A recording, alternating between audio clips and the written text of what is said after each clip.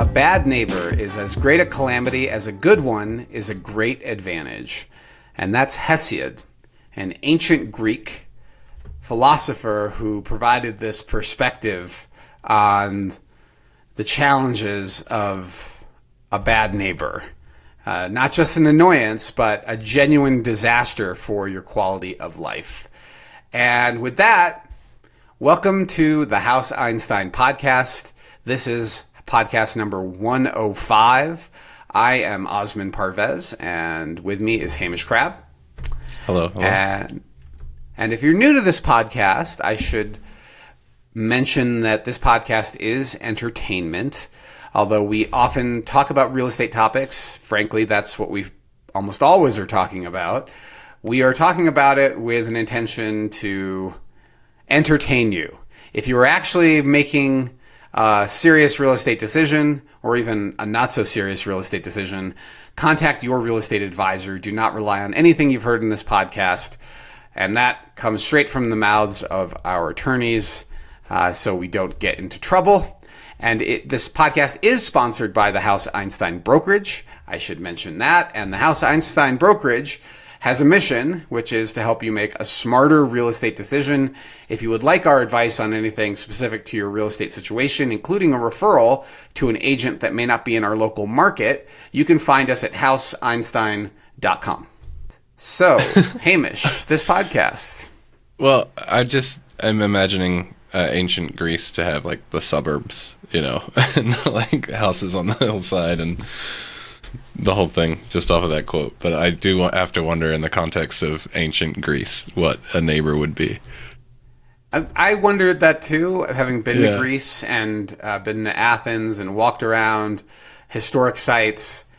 And my visual does not involve neighborly relations, but clearly people had neighbors. So, and here's Hesiod warning you that having a bad neighbor is a calamity. And I can't agree more, which is what this podcast is about, because we help people make real estate decisions, both buying and selling. And that sometimes involves the neighbors. And it's not something that most real estate agents talk about, but it's something that we strongly advise our clients consider when they are buying or selling, how to manage those neighborly relations. And that is the topic of our closing table today. We've got a number of what I call it, horror stories, maybe not horror stories, but stories that are definitely designed to entertain you, and also what happened to the buy and sell side of that deal because of the neighbors. And then we're also going to talk about, from a due diligence perspective, what you may consider doing when you are shopping for a house with respect to the neighbors, and also from the sell side perspective. What are some things you might consider doing to help the sale process move along smoothly? But we definitely are going to be talking about some crazy neighbor stories, because boy, we've got at least 5 of them to share with you. One or two as well. So yeah, we can pepper at least 5. But one thing we promise is that, unlike our last podcast, this will not be a 3-hour pod. The reason that was a 3-hour podcast was we broke it into 2, which clearly gave us enough energy to just keep going. And so 3 hours is a new record. Typically our podcasts are an hour and a half to 2, and we rarely go over 2. So that's our intention today. So stick with us and enjoy the closing table topic when we get there. We're also going to talk about Tales from the Trenches. That's our segment where we discuss a specific real estate situation that recently occurred, where we feel like you might learn something from having experienced that, hearing about it through this pod. We're going to talk about market conditions in the city of Boulder right now based on what's under contract. I think that's very illuminating, especially when you slice it up by price range. It's really easy for a real estate agent who knows what they're doing to provide that analysis. And I'll add this piece again, that when you are looking to buy or sell, you want an analysis that is very specific to your unique real estate situation. If you're one of our clients, we go into the war room to look at the comps when you're ready to write an offer. And when you go to price your house for sale, the week before we actively list your home, we're again looking at all the active competitors, because it's the most crucial part of listing a home, is getting that price right. And so that's our market conditions segment. Then we'll talk about the sales of the week and the lessons we potentially can glean from those sales. We're going to be covering 5 different properties. We have a little segment, and this is probably the shortest segment that we sneak in there, called Shameless Self-Promotion, where we mention what one of our buyers or sellers are currently up to, in the hopes that perhaps in listening to this you might know of a match. And you can always reach out to us if that's the case. And then you're going to hear our hot takes about what's happening in the news. We're going to talk about a surprising announcement on the best place to live in the West, according to Travel and Leisure. Yeah. They have declared Broomfield is the best place to live in the West, and we're going to be diving deep. Some thoughts. You're going to get our hot take on that. Particularly Hamish, who grew up here. I think you may have more to say about this than I. Yeah. We're going to talk a little bit about what's going on at Davos and Greenland, because it appears that the brief window of lowered rates suddenly turned around, particularly with what's happening with government debt in Japan, signaling possibly the end of the carry trade. But after yesterday's market chaos, today is Wednesday, by the way, the 21st of January, and yesterday the equities markets just completely had a bloodbath. But today they're coming back up again. I think the news was perhaps oversold, and I haven't looked at government debt for Japan yet. But we'll talk about that and the impact potentially on our market to this rate uncertainty. And then we're going to talk about the South Boulder Rec Center fiasco. So if you look at a news article pointed out that the city is looking for $30 million to replace a building that's about 50 years old, and it's at the center of South Boulder, and it provides recreation services to Tamo Mesa, as well as Martin Acres and Majestic Heights. All of South Boulder benefits from that, and the city says the building is done. They don't want to replace the HVAC or fix the pools. They want a brand new building, and we're gonna give you a little hot take on that topic. And then finally, we have a little correction from last week where we talked about city council priorities, and I think we overlooked one that's actually really big. The city is going to be diving into Title IX, and this is not Title IX with respect to civil rights law. This is Title IX with respect to the building code. And Title IX is all of the rules that govern what can be built in the city of Boulder, and it is extensive, extremely difficult to navigate, extremely expensive to navigate. People frequently mess it up, and it's also why we strongly advise to our clients that they consider working with contractors that have gone through the process before in the city of Boulder, because it's not for the faint of heart. We have some of the thickest code in the country. And then we wrap up our podcast, as we often do. We wrap it up with carve-outs. That is our time to talk about whatever happens to be at the top of our minds at the moment. And I'm going to talk a little bit about my firsthand experience with managing parents who are aging, and what I think is a coming massive boom in multi-generational housing, and the opportunity potentially to create multi-generational housing, which is not really, it doesn't sound like a lot of carve-out, but I'll intersperse that with my recent visit to my parents in Tampa and share a little bit of that story. And Hamish, what are you talking about? Solid state batteries, of course. Right. There's a company that claims to have cracked the code, and they're making some insane claims. They were at CES without the actual product, and there's a lot of very fair skepticism. So I just want to cover that, talk about it. Okay. CES is the Consumer Electronics Show. Nice. I didn't actually know what it stood for. I just knew it was like electronics. Yeah. It's like the biggest.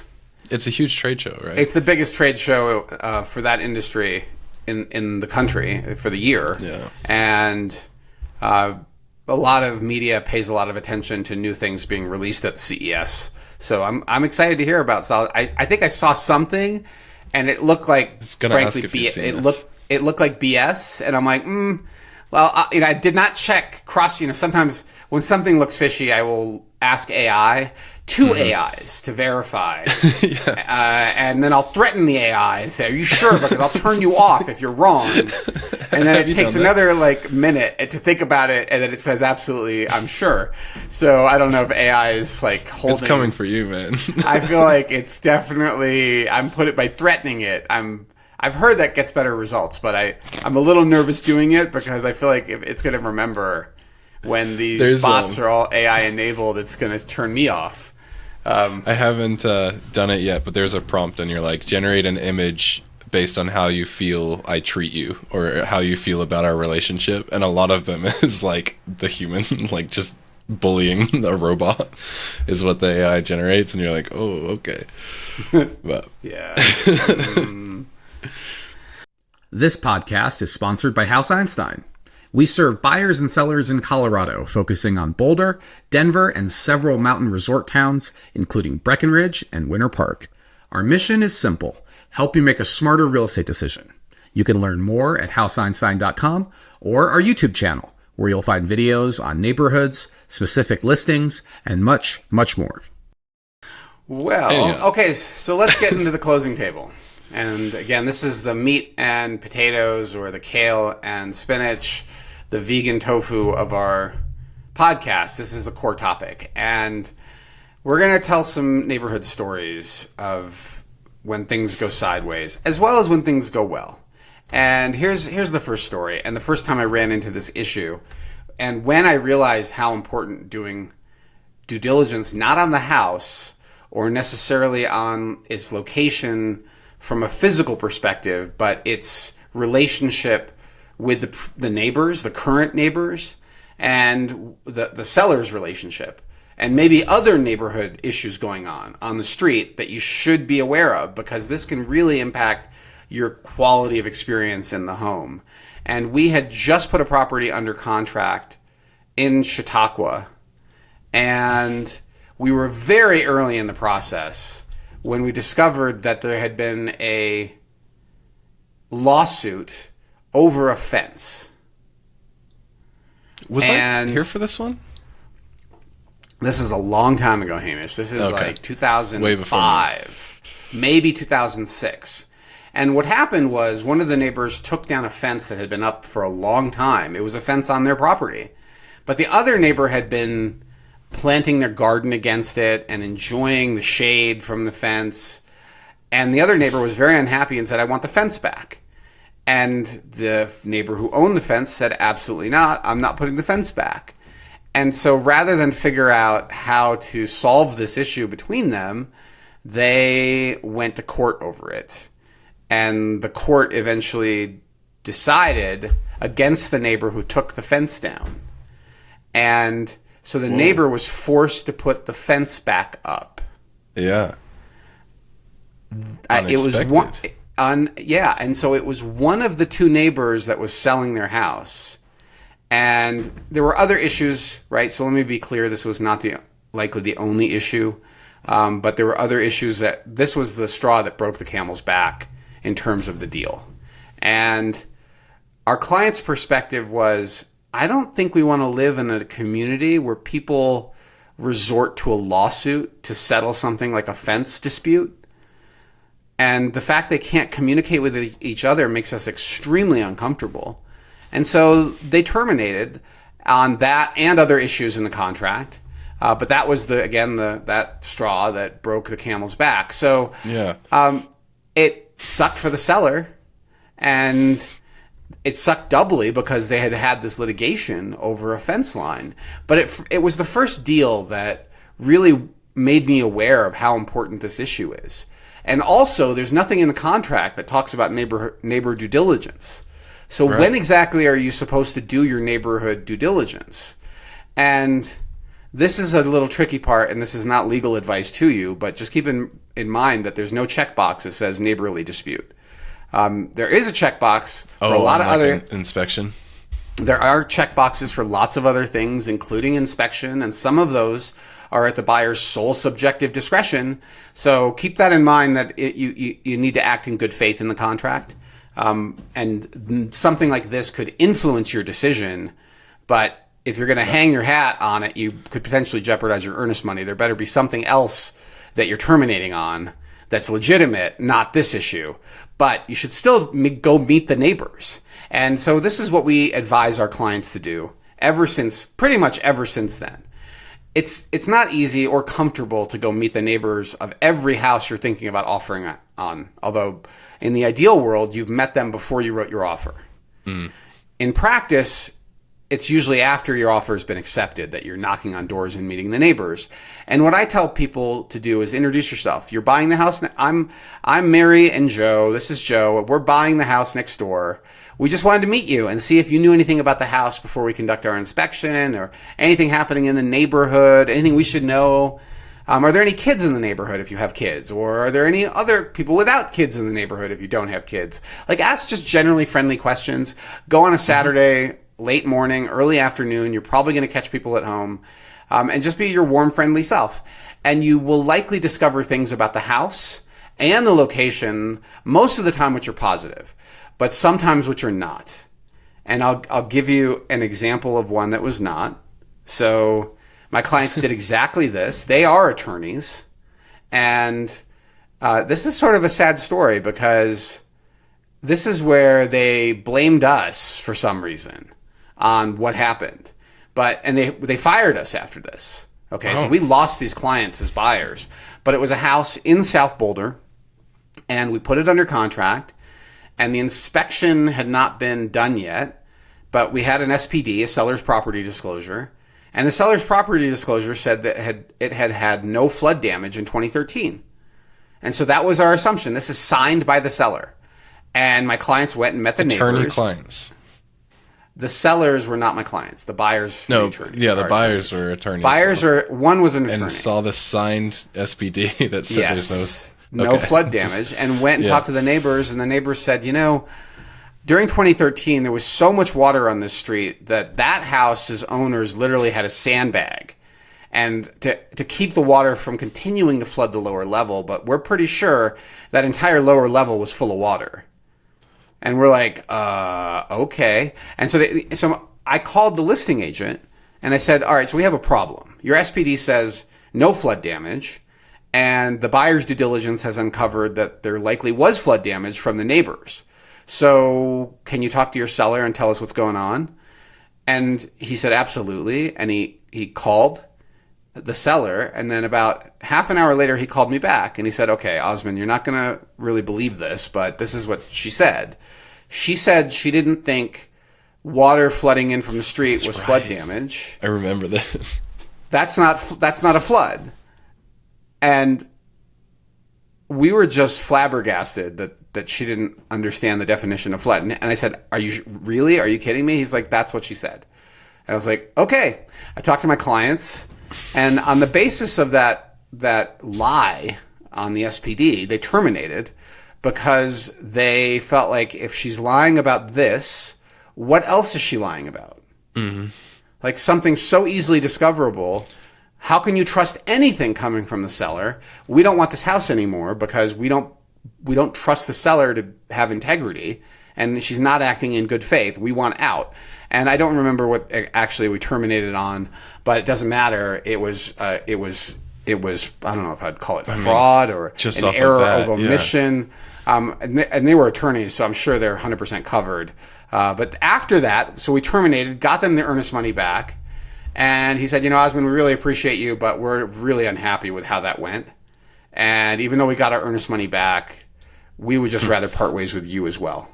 And I was really like, this is where you're like, I'm getting tainted by the bad behavior of somebody I had no control over. Completely out of it, yeah. And they did their due diligence on the neighbors completely based on my encouragement to go meet the neighbors. But it's okay. We let it go. Crossfire. Yeah. I mean, if I can be frank, the attorney husband was sort of young and domineering.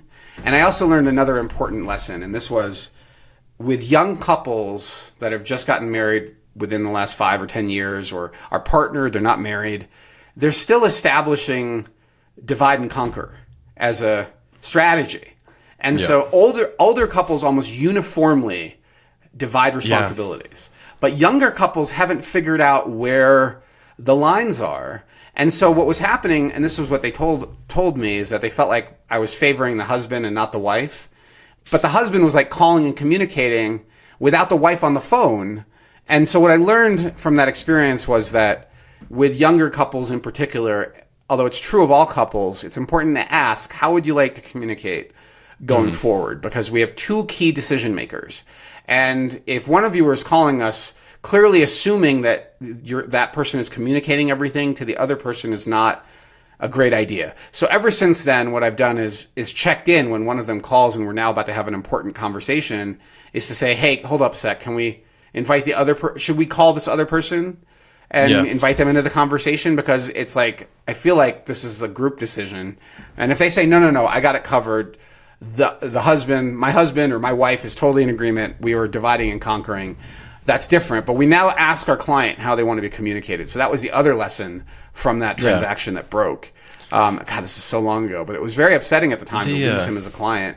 And in particular, knowing that it was because of it wasn't because of us. It was because of, well, actually, I mean, I'll take ownership. It was my lack of knowledge of how to work with younger couples that was probably 90% of the breakup, and 10% was they just wanted to move on and have a clean start with a different agent, and they eventually bought something in Louisville, not even in Boulder. I'll say the seller saying, like, that's not what a flood is to me, or however. I think I've heard anecdotal from, like, people getting their insurance claims denied because it wasn't it wasn't technically a flood, it was a this or something like that. And that dancing of words, man, what a crazy thing. I'm glad they did talk to the neighbors. So to clarify, from insurance's perspective, if it's a backup through the sewer system, it's not considered a flood.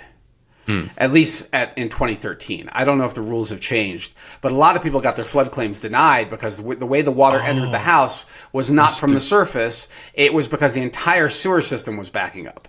And it was driven by the flood, but the insurance company was in denial that it was a flood-caused claim. So a lot of people found out the hard way that they needed to specifically have sewer backup as on their policy. And you may want to check it, Hamish, when you look at your policy. Yes. Yeah. I live on a hill, man. I'll never flood. You know, I mean, the funny thing about neighbors is, so I grew up with my dad mowing our neighbor's lawn. And I grew up with neighbors always helping each other with things. And up until a few years ago, I've never had a situation personally where there was significant issues with the neighbors. And I was caught by surprise on two recent transactions for myself personally. The last two houses I bought, actually. And the first one is relatively minor. Actually, both of them are pretty minor. But also point to the need to be really careful with managing tactful, right? I think was the word. Yeah, tactful, as well as don't always assume that the neighbors share your values. So with a house we bought in Martin Acres, this is probably 2018. The day after closing, one of the neighbors stopped by and said, "How's it going?"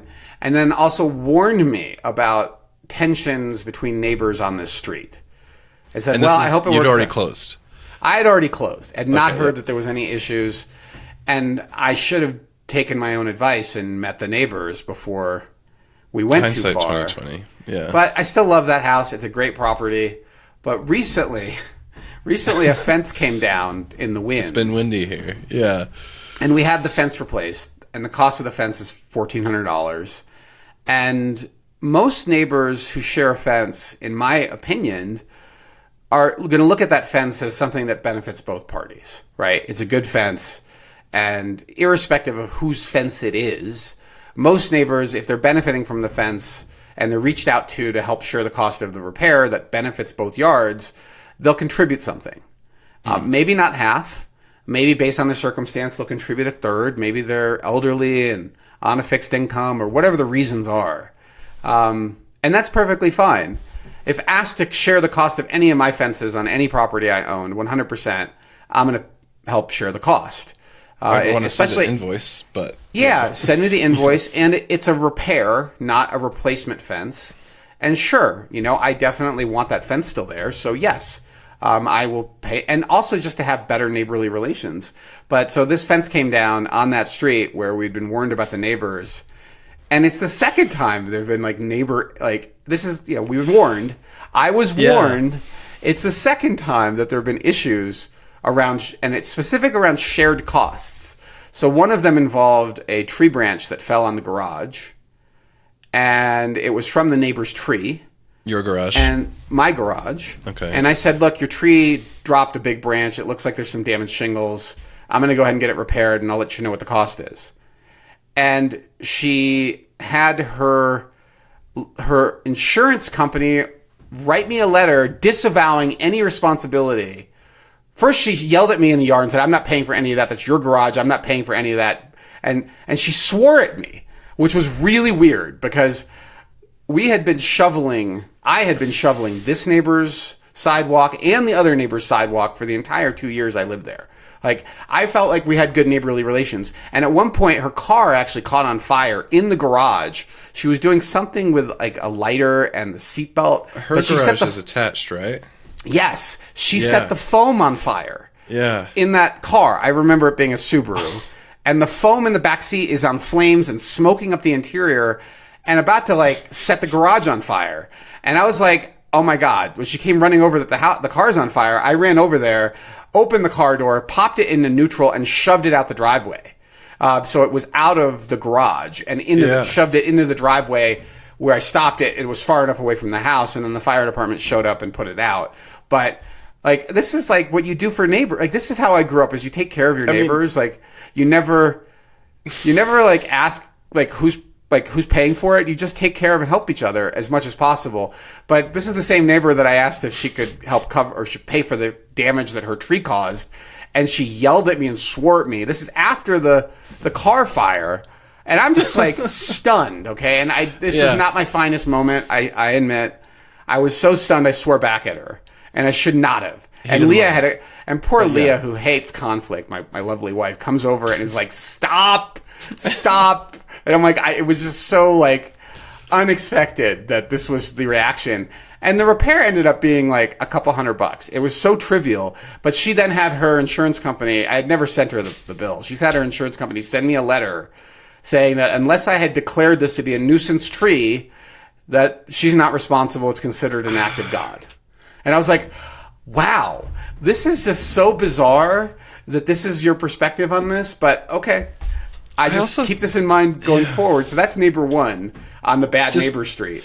I don't necessarily think insurance gets the say, right? If it really was going to become an issue, insurance kind of still has to abide by the law, and it's more up to how the law interprets that than what insurance says. I think so. The question is, if the tree had caused a lot of damage to that garage, broke it structurally, it could be a $50,000 repair, right? Mm-hmm. Not a few $100s. And I guess it is important to understand what insurance considers an act of God and what insurance considers your responsibility. And how it boiled down at the time is that if you have notified the neighbor of a nuisance tree and you've warned them, I would like you to trim this tree, it's hanging over my garage, and they don't do it, you probably have a claim on their insurance, and you probably have a claim on them that they ignored this nuisance tree. Yeah. Probably. But if you didn't do those things, but if you didn't do those things, it's considered an act of God. And then you can file the claim with your own insurance. Fair enough. But this wasn't, this was jumping 10 steps. It wasn't even an insurance level. Yeah. This was oh my God, that sucks. No problem. Let's figure it out. Let me know what it's going to cost. And hopefully I could afford it this neighbor's also on a fixed income, so get that, right? But the reaction of yelling and swearing at me while I'm cleaning the branches off from her tree off my garage was too much for me, and I lost it at that moment. It was not my finest moment. But recently, this other side of the house, we've had a fence come down. Same house. Same house. Really, this is the house that I was warned about. Okay. From the neighbor whose tree fell on your garage. No, Or a different neighbor. I was warned about the neighbors from a different neighbor. Okay. And they didn't name the neighbors. They just said there have been neighborhood issues between some people in the street. And I'm like, okay, I've never had neighborhood issues in my life. Like, I've always gotten along spectacularly with my neighbors. Couldn't be me. Yeah. Always. Like, I'm like, this is not going to happen. And sure enough, it's happened. So, like, recently a fence came down in a big windstorm. We had our guy go over and fix the fence. The bill was $1,400. He got to it as quickly as it could, and it's now back up. And after it's up, I called her to see if she's willing to share the expense. And she immediately started talking about all of her trees that she maintains and other things that she pays for. And I was like, oh, okay, so you don't have to, like, first of all, I'm not talking about those things. I'm just asking, you know, you've agreed this fence was done right. You agreed that you appreciate the fence and that you use the fence. Like, it's shared as a resource. Are you willing to contribute or not? Like, you don't have to contribute. I'm not chasing you for it. Yeah, but it also, you know, it definitely affects our neighborly relationship if you just freeload on this fence. Like, if you don't want to pay for it, you don't want to pay for it. And I didn't use the word freeload, by the way. I thought the word freeload. I hope you didn't. But I didn't use it. And she started yelling at me and then said that she couldn't believe I had called to attack her this way. And I'm like, hold on. As I started to say, I'm not attacking you, she just hung up on me. It's like, okay. Well, I got my answer. And maybe I was a little too direct. That's probably true. Maybe called on a Monday, you know. Called on a Monday. I had a lot of things going on. Tuesday. Yeah. It was a Tuesday. Yeah. And maybe I wasn't warm enough or friendly enough, but I also was very truthful, right? If the neighbors don't want to pay for a shared resource that they both benefit from when it needs to be fixed, it definitely colors our relationship going forward. And this is also a neighbor whose sidewalk I shoveled for 2 years. Every time I went out there, I would shovel her walk as well as mine. And I was like, you know, it doesn't. What it's not about. You don't count the chits, right? No, you don't. You don't count favors, right? Yeah. You don't count favors in life, but it definitely you remember them when you're like, wow, I'm getting a really violent reaction. Hold up, yeah. Accused of something for a neighbor I've gone out of my way to try to be nice and helpful to. Kind of a surprise. So the irony, of course, is that my advice to buyers is do this due diligence on your neighbors before you go too far along in the contract, ideally even before you wrote the contract, because there's no clear exit for I have a Nazi neighbor. But it's possible you could have a Nazi neighbor. Suck. Yeah. Yes. And how do you exit in the contract? Yeah. I'm not telling people what to do in this podcast, but I will share that there are ways, there are strategies, and that you should consult with your representative that you've chosen to help guide you through the nuances of the contract when you need to exit the contract on something that is a real issue. The neighbors could tell you, hey, there's a registered sex offender that lives on this cul-de-sac, and you have a 2-year-old. Right? Now, how is that going to affect your enjoyment of this property? Maybe the sex offender was a teenager themselves when it occurred, and nothing has happened in decades. Maybe they were streaking, right? Yeah. Maybe they did something that 20 years ago was considered a sex crime, but today is like teenagers being idiots, is the way others might look at that.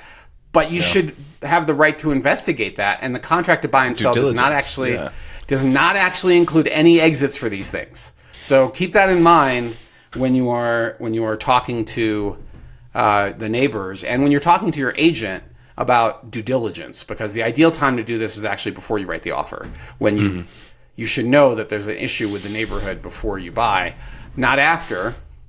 Man, there's a lot. There's other stories, and Yeah. I will share. I'll share a couple of other pieces. So we didn't sell the house in South Boulder. We now live in 4 Mile Canyon, and we bought a house in 2020 up here. And I grew up in a more rural location where I feel like rural places, people are more wired to take care of each other because it's a much smaller community. And I'll never forget, Leah and I are driving up to the house in the middle of a snowstorm, and there's a car with its hazards on, And there's a bunch of like what look like 20-year-old men that are like standing around the car, or pushing the car in the snowstorm with the hazards on. And she's driving, and she just drives on by. And I'm like, what are you doing? Like, we're in a canyon. There's no cell signal. And her perspective is like, as a woman, I don't take dangers, like, I don't take that on. But for somebody that grew up in rural upstate New York, like, driving by your neighbors that are clearly in trouble, condemning them to death, right, is like insane. And her and I immediately had this like argument as she continued to drive, and I'm like, she's like, do you want me to turn around? I'm like, they're young, they're probably fine, let's just let it go. They're not that far up the canyon, there are businesses, there's the A Lodge down there that they could stop at, it's fine. But like, you don't drive by your instinctual response, right? You were like...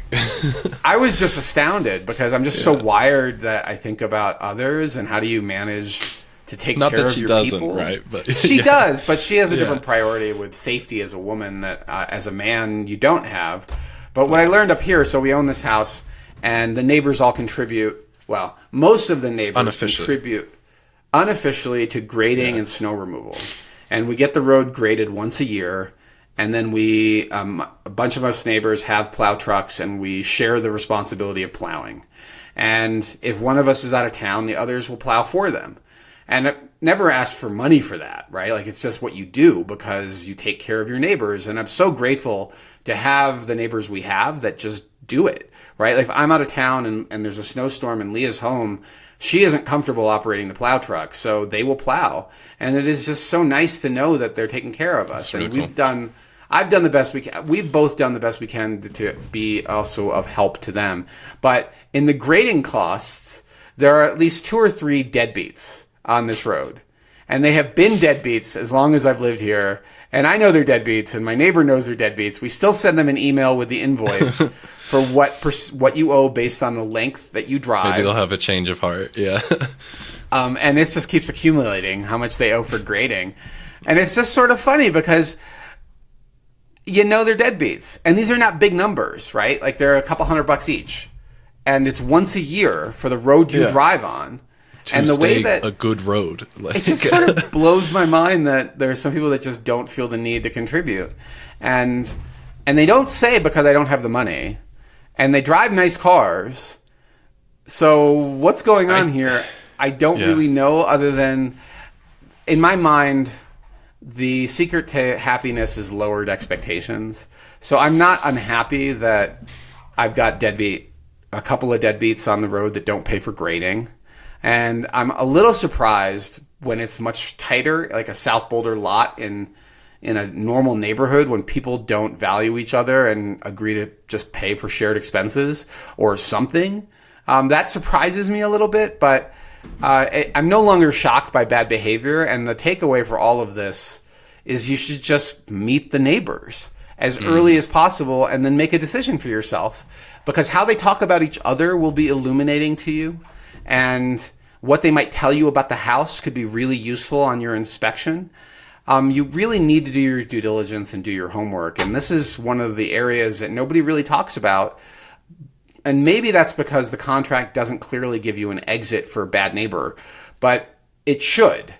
We went to this is my final story when it comes to meeting the neighbors, and that is, there was a listing in Gun Barrel. This is probably 7 or 8 years ago, maybe longer, and the listing looked great, Hamish. Like, it was really attractive in all the photos, and it was priced right. The location was great. And I was like, and my clients are like, why is this house not selling? And I looked at it, and I'm like, I have no idea. The house looks great. So I was like, well, let's schedule a showing and find out. We never got in the house. And I'll tell you why we never went in. And that's because the neighbor had a barricade of old 70s era vehicles that was barricading his property in, had a tall fence that looked like it had been homemade from random scraps of lumber. Like sheet metal? Oh, yeah. Randomness. Complete random materials. Anything. And there were cameras up all over the place, and there were signs about I'm watching you, don't enter my property, I know my rights. All this sort of like what came off as extremely paranoid, maybe mentally ill. And we were like, it doesn't even matter how good that house is. We don't even need to see it. because we can't live next to somebody who's mentally unwell and potentially is armed to the teeth, right? Like this is somebody that was giving off mental health and become a prepper, right? Like lots of guns, and I'm paranoid about anybody entering my property. Yeah, who knows what's going on with them? I feel compassion for them, but I don't want to buy the house next door. I don't want to, like, there's a price for that problem, and I don't know if I'm in the ballpark of willing to pay for that price. I'll say, like, Boulder is fairly kind of like hippy dippy. At least that's the stereotype, right? And then Gun Barrel, I don't think so much anymore, but I've always thought of it as like its country brother or something, which is just a little bit more out there and a little bit more like yeehaw, less hippie, more preppery. But maybe that was more when I was like in high school. Yeah. I've never really thought of Gun Barrel that way, but because it's got a country club in the middle of it, it's got some really nice country club houses. There's a bunch of attached dwellings that are frankly a little too close to the transmission power lines. And then there's Heatherwood, which is just a lovely family neighborhood. That one's so strange. Like, it's fantastic, but it is just a plopped up suburb. And then great open space. Yeah. Great open space. And just to the north of that, there is unincorporated Boulder County that is adjacent to that open space that's lovely. That are really nice platted homes, platted neighborhood. But you're not walkable to a lovely grocery store, right? Like, you're kind of a little bit, most people think of it as kind of a suburb of Boulder, even though Gun Barrel technically is in the city of Boulder. So it's an interesting spot. It's a good deal for most buyers. You can get a lot more house, like 20% discount to the same house in South Boulder, maybe more. I did just hear, by the way, while we're on this topic, this is rumor. Okay, take this with a grain of salt. The rumor is there's a good chance that Heatherwood Elementary is going to close, which radically changes that experience for kids that or families that are thinking about buying there, because now you're subject to busing versus just walk to the neighborhood school. Totally different feel. Hopefully it doesn't close, but that is not good for Gun Barrel real estate. That was pretty cornerstone to that area. Or, absolutely. Like key. I'd be very surprised, but again, same as you alls. I did not meet my neighbors until after I closed, and I went for a walk up the up the street, and whichever neighbor was out watering their lawn or out and about, I stopped and introduced myself, and for the most part, people seemed pretty solid. My favorite neighbor is Harold, and we get along quite well, and we're next door neighbors, and he was able to color in. This house that I'm in was fairly contested. It seems as though the previous owner owned, or it was an estate sale that had this house, or that sold this house. The guy who owned it before he passed promised it informally to some neighbors down the street. Ooh. Once the kids got it, they just put it up for sale to see who could get it as quick as possible, like see what they could get for it. Here I come. And so there's always been a little tension with that house, and I never quite knew why. Talking with Harold, I now know why. And then he's also good. He's like, if you're making any modifications, don't do it when that neighbor is out, because they'll snitch on you to the city, like permitting stuff. So it's pretty funny too. He's like, watch out for those guys. They'll report you. And he's like, these guys are cool. And so it was nice. It's nice having not even like an ally, but like somebody to know in the neighborhood. And at this point, we're texting like Happy New Year and Merry Christmas and stuff to each other. And I'm just keeping an eye on his place while he's out of town, and quite stoked with that. That's cool. Yeah. I mean, the good neighborhood stories are really the way I'd like to end this. And I feel like I should mention one more, and that is when I was growing up, we had retirees that were our next door neighbors. Harry Champion, and I feel like the wife's name might have been Betty, but he was a retired postman, and I'm not sure if she ever worked. And I don't think they had children, but if they did, the children would have been adults, because they were in their probably 60s or 70s, and between kindergarten and fourth grade, the end of fourth grade, we lived next door. And I would frequently come home from school and my mom wouldn't be home. And I would go to the neighbor next door and they would entertain me till my mom showed up. Nice. Now, if my mom's hearing this podcast, sorry, Mom, I have no idea where you were, okay? And why, the door wasn't left open, or I didn't have a key, or what happened here, okay? Like, this is a long time ago. But you weren't there, okay? And Harry Champion was, and they would let me stay in their house until my mom got home. This is pre-cell phone, right? Way before cell phones. I mean, this is like when kids were kids era, right? Yeah. Absolutely. And they would feed me. They would give me like saltines or make me a peanut butter sandwich and give me some milk. And also, this is weird, but I actually learned things from Harry Champion. I think he really liked having a young boy in the house he could like teach. And so he taught me fishing knots that I used for years and years. And recently, I mean, I haven't fished in a long time, but last summer I started getting back into fly fishing or getting into fly fishing. And guess what? I know some of those knots because of Harry Champion. All those years ago. I'm like, oh, I know this knot. And as my friend is teaching me the knots for fly fishing. And I also learned about composting from Harry Champion because they had a big backyard garden and they used to compost. So it was like, I don't know. I always felt like just a certain affection for neighbors and also a lot of gratitude for the champions who have passed on many, many years ago. They're no longer living. I also deeply remember their bookshelf. They had a wall of books in their living room, and there was all sorts of novels from all over the world. It was really cool. They were really lovely people, and they took care of this little brown boy who would show up with mom not having a plan for after school and become the de facto after-school babysitters. But they clearly liked it, and I don't know.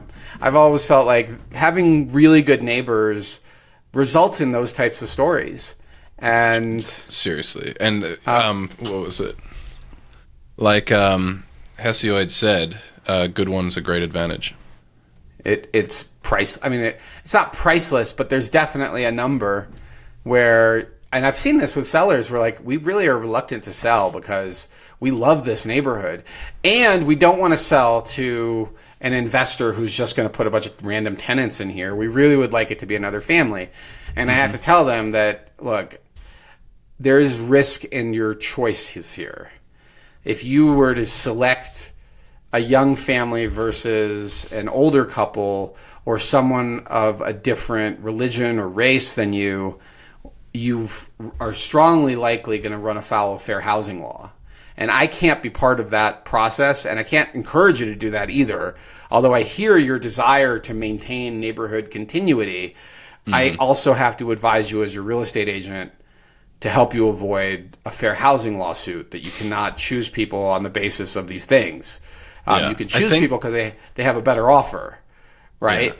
And you may be able to discriminate against investors, actually, because they're not a protected class, right? Students are also not a protected class, but for now, be careful, right? Because people get really upset, and they may be looking to come after you if you went with an offer that was lower than the one they submitted in particular. So, okay. So we've covered our closing table topic, Hamish. Pretty comprehensively. I think good notes. And those clients, I think the ones that you're talking about, I mean, that was actually very heartwarming. The buyers that ended up in that home met the neighbors, and the neighbors got along super well with the buyers, and I think that all meshed super well. So, yeah.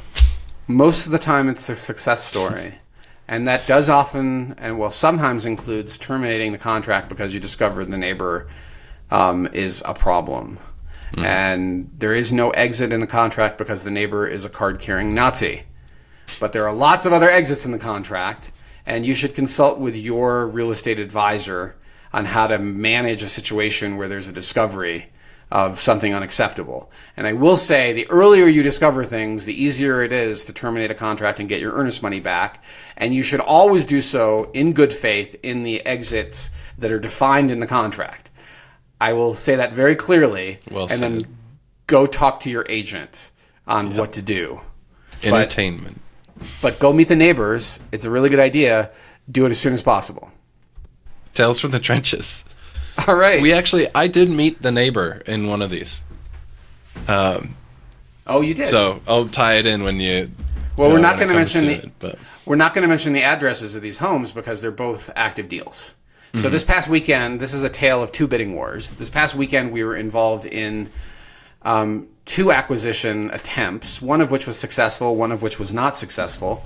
And it was an interesting process in negotiating these deals. We had to go through all of the usual contingencies as if it's back to being 2021 or early 2022, because this house is getting a lot of action and the prices are landing above the list price according to the agents involved, one of whom I trust because of their way of communicating, the other of whom is with a big box store, brokerage, that often employs inexperienced agents who is signaling in their way they're talking, in their hesitation and lack of confidence in their answers, that they don't know what they're doing. They're new to this, and they've only been licensed. I didn't look them up. I probably should, but they've only been licensed a short period of time, and now they're dealing with their first ever bidding war. So it indeed is their first time at the rodeo. So, what are the takeaways of these stories? I think that bidding wars are back at certain price ranges and locations, and that you need to know whether a house is truly worth it or not. One of the good news is the house I thought that was worth it, with the agent that has integrity, with a neighborhood that we know because we represented a buyer on that same location years ago. We know that person who we actually communicated with multiple times to try to encourage her to put in a good word, but also to check in, right? That was the winner. And it didn't involve going to my buyer's top number, which is refreshing. And I think they're going to be really happy with that house. We're now under the contract process, which is going to happen really fast, where we have to be really aggressive because of how we wrote that offer to go through our due diligence as quickly as possible. And they're on the ball. They're on the ball. And we're communicating with them multiple times a day to make sure that we have a game plan to get through due diligence in the time that's allotted in the contract. As for the one we didn't get, it needed a lot of work, and I couldn't encourage my client to offer more than list. I usually don't anyway. But in this particular case, the amount of work it needed, and it didn't really sound like the perfect house anyway, but it's still disappointing to have gone through the process of writing an offer and not getting it. And I think I know why they didn't succeed, and it wasn't just the price. There were other terms in the contract, some of which are unavoidable in their circumstance. So I don't want to really say much else about that other than their ability to pull the trigger and be really aggressive is limited to some extent. And so they may be less successful in bidding wars. It may be more appropriate to choose homes that have been on the market a while, that have been overpriced, and try to negotiate a lower offer on those than try to compete head-to-head with others in a bidding war. So I can't really go into too much detail because these are active buyers. But it does necessitate a conversation with them the next time we're getting ready to write an offer, to try to set expectations. And one thing I think that is a takeaway that is worth mentioning without disclosing too much is that when you are offering more than list, it is customary, not required, but expected, that the buyer will cover the gap between the list price and the contract price. Maybe even more than that, right? You could dive below the list price. But if you're going above list, it's a very strange thing it's not strange, but it's just expected that you have the capability of covering it in the event of a low appraisal. And I think that is something that we'll be having a conversation about going forward. And I'll say, on the one we lost out on, I feel for these buyers, but I'm also actually pretty confident that they'll be able to find something that fits them quite well. I very much appreciated and liked the way that they came to their decision on that home, and the way that they looked through that house. We met the neighbor on it. The fence was keeling over, and it kind of provided some insight too. The neighbor's like, yeah, I've been trying to get in contact with the owners, but then they moved out of the country and they've been renting the home, and just started like giving us history on the home. And I'm like, fantastic, keep going. And what's your phone number? And so it was really handy on that. But that's good. The neighbors are so useful. Although you also have to consider they may not be honest because they have their own interests. But usually their interests are similar, might be similar to your buyer's interests, right? Like they want to have a good neighborhood and what have you. Yeah. And they don't want to be caught lying about something. Like, so one of the questions you ask them is, do you know anything about the history of the house? Like any work that's been done on the house or major repairs? Did you ever see like a mitigation company, like a flood mitigation repair company or anything like that?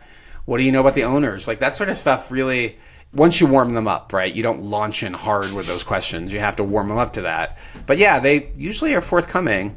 And you can always verify later whether that was true or not, because if they had, let's say like asbestos mitigation or flood repair, it should show up in the seller's property disclosure, and there should be documentation about it afterward. So if it's not showing up in the seller's property disclosure, you've got some questions for the seller. And maybe it was overlooked, or maybe the seller is not taking their responsibility to disclose seriously. And that's a problem if it's the latter. All right, Hamish, let's talk about market conditions. Nice. Let's do it. Where are we looking? Oh, this is on the topic, right? We're looking at price range to see. We're kind of looking around like bidding wars and that kind of deal, right? Well, I want to illustrate what's happening in the market by price range. I think it's really helpful. And this is not data based on InfoSparks or a cumulative, like an analysis put together by AI or any other brokerage that's delayed. This is real-time intel. And I think that it's super helpful for buyers to consider it. But it's not specific to I think sellers too. Yeah. Yeah, buyers and sellers. Absolutely. Critically important for buyers and sellers. So I'm only going to look at new listings, okay? So since the beginning of January, there have been, in the city of Boulder, we're only talking about a totality of, or that's the wrong word. We're only talking about detached single-family houses, okay? Your standard house. It may be in an HOA or it may not, but we're not talking about attached dwellings like condos and townhomes. And when you look at the number of new listings that have come to market since the beginning of the year, we are looking at, this cannot be right. This could not be right. I'm getting 7. Hang on a second. Oh, hold on. No. Okay. That was just the ones that are under contract. Sorry. The total number is 42. Okay. And of the 42 new listings, how many have either sold, which is almost impossible, but you could if you went under contract on the first week of January and you were paying cash, you may have actually gone all the way to closing. But of those 42 new houses, Hamish, what's your guess for the number that I already told you? It's 7. 7 homes are under contract, okay? In the first 3 weeks of the year, 7 out of 21 represents 33%. So about a third of the new listings that hit the market since January have gone under contract. Keep in mind, some of those new listings are not really new. They are refreshed old listings. From the year Lots prior, of listing agents do that. So, but they are technically new from an MLS perspective. We didn't include coming soon, so let me just grab that really quick. There are and this two is, coming what soons. price range is this, or is this all? This is all price ranges. We have not sliced and diced by price range. Pretty small data sample size at the moment. Yeah. I'm also going to add that this is a physical map of Boulder proper that I create and maintain in the MLS, and it may include some sections of unincorporated Boulder County, but this is what people think of when they think of Boulder. We're not talking about Gun Barrel, even though technically Gun Barrel has portions in the city of Boulder.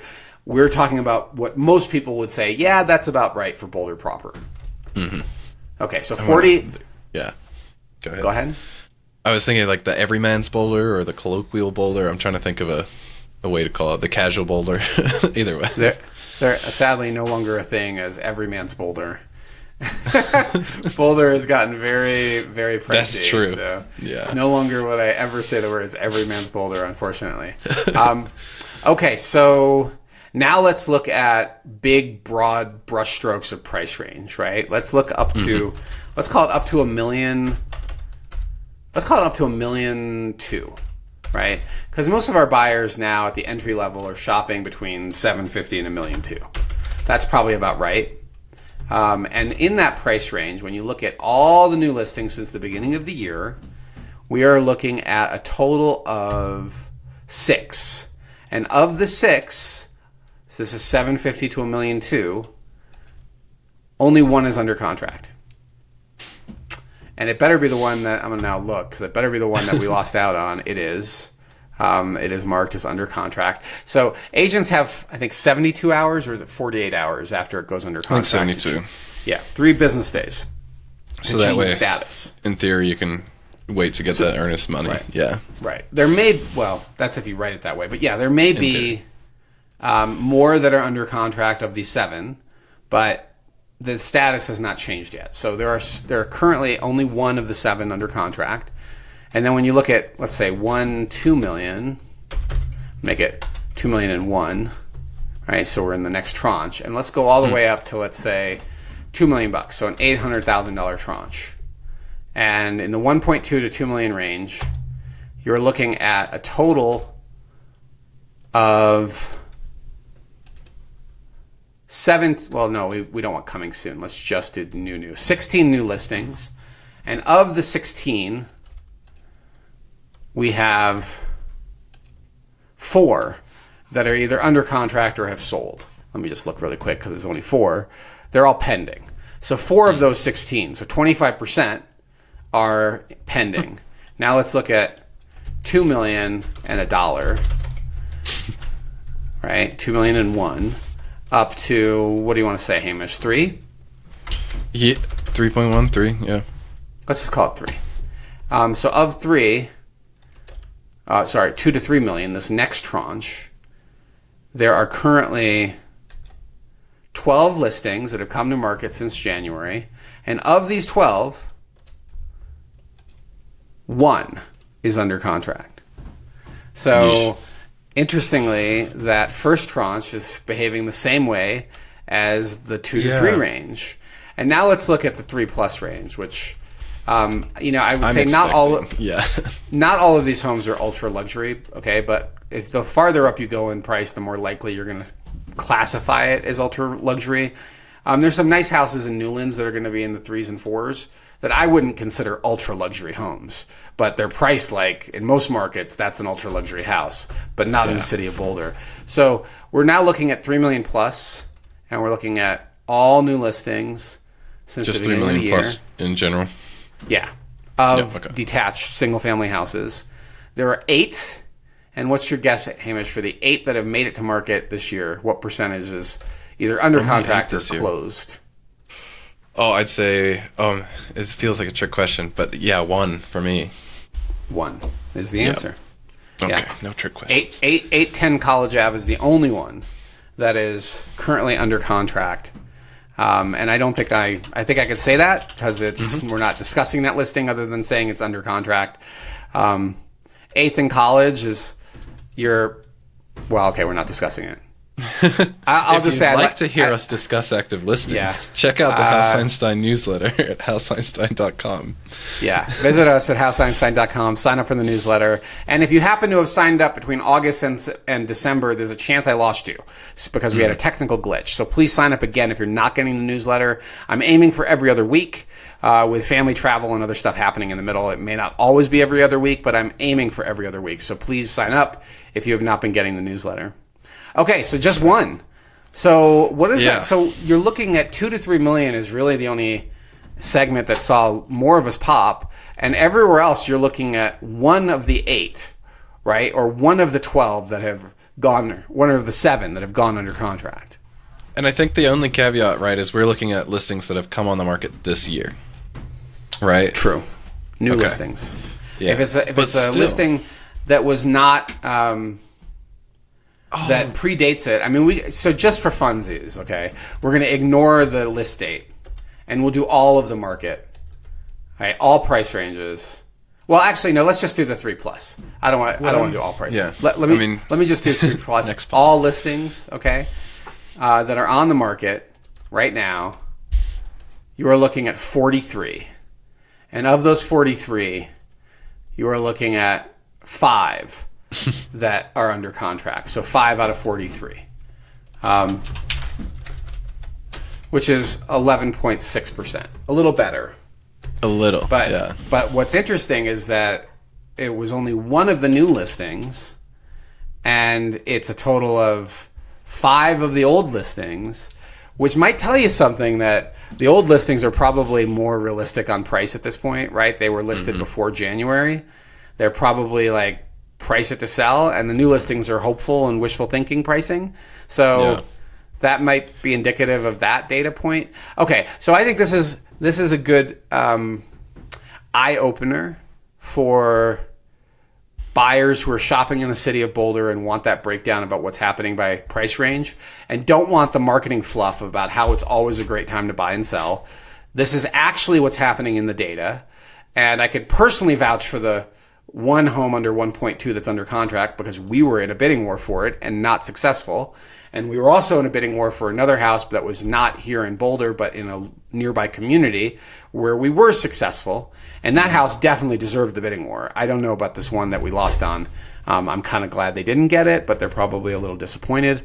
But there's always another house. And that's what we tell our clients when they're like, husband, how much should we offer? My advice is always, okay, don't offer at a price you're going to regret. So if you know you're going to regret at 1.3, but you're not going to regret at 1.275, offer 1.276. You're still in that range of no regret, maybe a little sadness, but no regret zone. And don't go into the regret zone, because if you get it under contract in the regret zone, there are no exits in the contract for I feel like I'm overpaying. Okay, so like that becomes a problem if you ask me to terminate for you on the basis of I feel like I'm overpaying or I regret my bid price. There are only very specific defined exits in the contract, and overpaying is not one of them. So you could be subject to losing your earnest money if that's the reason for termination. Okay, that I think is a nice walk down and drill Market down. lane.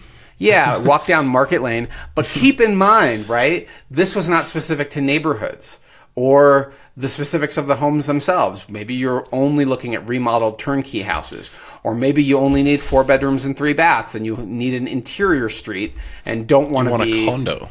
Like, or maybe you want a condo. Oh, yeah, totally. Or maybe you really want a certain school, right? You really want to go to Creekside, or you really want to go to Bear Creek. And that's what the analysis should reflect, is your specific situation. And if your agent doesn't do that for you, call us after you fire them. We are more than happy to help you with that process. You deserve a very high level of service, and you deserve to work with agents that are committed to doing that because they value being of service and they value having high integrity. And we're not the only game in town. There are other agents out there, but please choose wisely with your dollars. Okay. All right. These are the closings in the last week that caught my eye and caught Hamish's eye, and that we feel illustrate certain price ranges, locations, and deals. They're very interesting deal points. It does not mean I think that they were priced right. It's just a reflection of a number that the buyer and seller agreed upon, and again, certain price ranges and locations. So the first one is 1006 6th Street. It's listed as subdivision Wrap, which probably is legally correct, but most people would call this Rose Hill.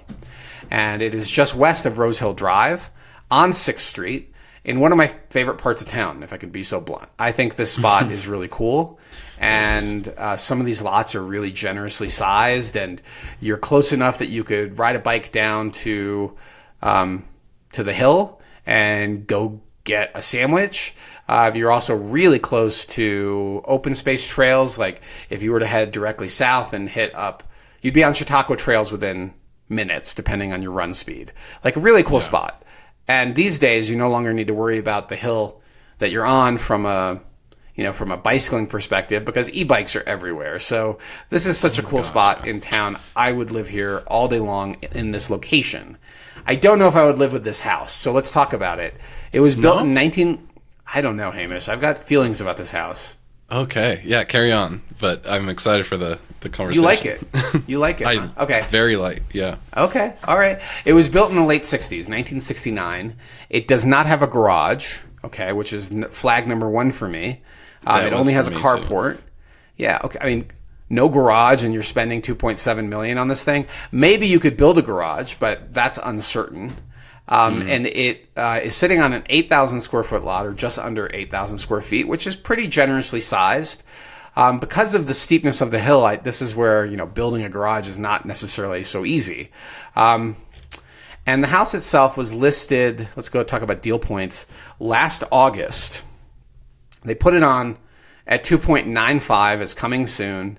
It went active a few days later, and the seller never cut the price. So how many months are we talking about? September, October, November, December, January. 5 months, no price cut. But after 3 months, it went under contract. So November 3rd, it went under contract. And then for some reason, it had a really long contract period, 91 days. Not clear why it took 91 days to get to closing. It's possible that the buyer or the seller wanted to put the sale into 2026 for tax purposes. That would be the only reason I can think of why a cash deal would take 3 months to close. The buyer's agent negotiated an additional $1,600 off of the list price, off of the purchase price, which looks like an inspection issue, probably something like a hot water heater. That's like a function of like the total sale price. That's nothing. It's not even like a token concession. Yeah. It's just a number that I think.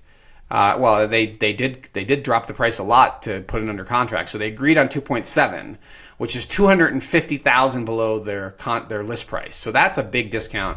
And Hamish, you can do the math. 250 grand as a percentage of 295,000 is. This calculator got screwed up. 8.47%. Thank you. So an 8.5% negotiated discount, which is more typical of the fourth quarter, by the way. But this is a listing that's been sitting around for a while, so I think it's a reasonable negotiated discount. Buyer's agent deserves a feather for that one. And then they went for an additional $1,600, which probably pissed off the seller. But when you look at the listing, of course, you're looking at a bunch of summertime photos, which... That's what I was going to say, yeah. Which, if you're going to list a house and it has a long listing period, you should have seasonally correct photos. You could still intersperse some summer photos in there, but generally speaking, we advise at least the first photo should not look like summer because it's just a disconnect. But overall, the house is... Yeah. No, you were saying? Go ahead. I would say for this one, I wonder if it's very ugly when it's in the off season, and it was a strategic choice to keep these pictures with all the leaves and everything to cover up maybe a neighbor or a eyesore or something. And same thing with no garage. I think only the last picture shows, one of the last photos shows the carport. And it was pretty strategic, I think, of the selling agent to just really try and bury the fact that it didn't have a garage. This is the type of listing that I would see in the first few photos, and I would imagine that there's a garage just tucked away, and it didn't make the photo because it's not pretty. It was only until I looked that I realized there wasn't a garage. I think that might be strategic, but why even include a photo of a carport? It's just maybe you don't want to disappoint people that show up by they visually didn't see the carport. I'm not sure. There's a lot I like about it, right? Like all the landscaping is really pretty. The pool is really cool. The rocks, the water features, the outdoor dining area. Although I don't think this would work for families because most families want a yard, not hardscape for their kids to chip their teeth on. And the interior has design elements that remind me of mid-century design, like the long wooden beams in the ceilings and the vaulted ceiling that then lead to transom narrow windows. That's very kind of evocative of mid-century design, but I also think it's kind of quirky, and it would take the right buyer to see beauty here. It's not like instantly, oh yeah, look how beautiful. It's more like, oh, okay, interesting. Oh, and look, the beams do go through the walls, Hamish. So if you look at the kitchen or the dining room photos, you can see the beams carry through, which is 100% a very mid-century type of design. Yeah. It feels like a hidden garden and forest inside. Very cool, provided you don't need a garage. I know. Yeah. And then for the price, right? Yeah, and 2.7 is about right for this neighborhood. But I also think this design is just a little in Funkyville, right? It's not conventionally attractive.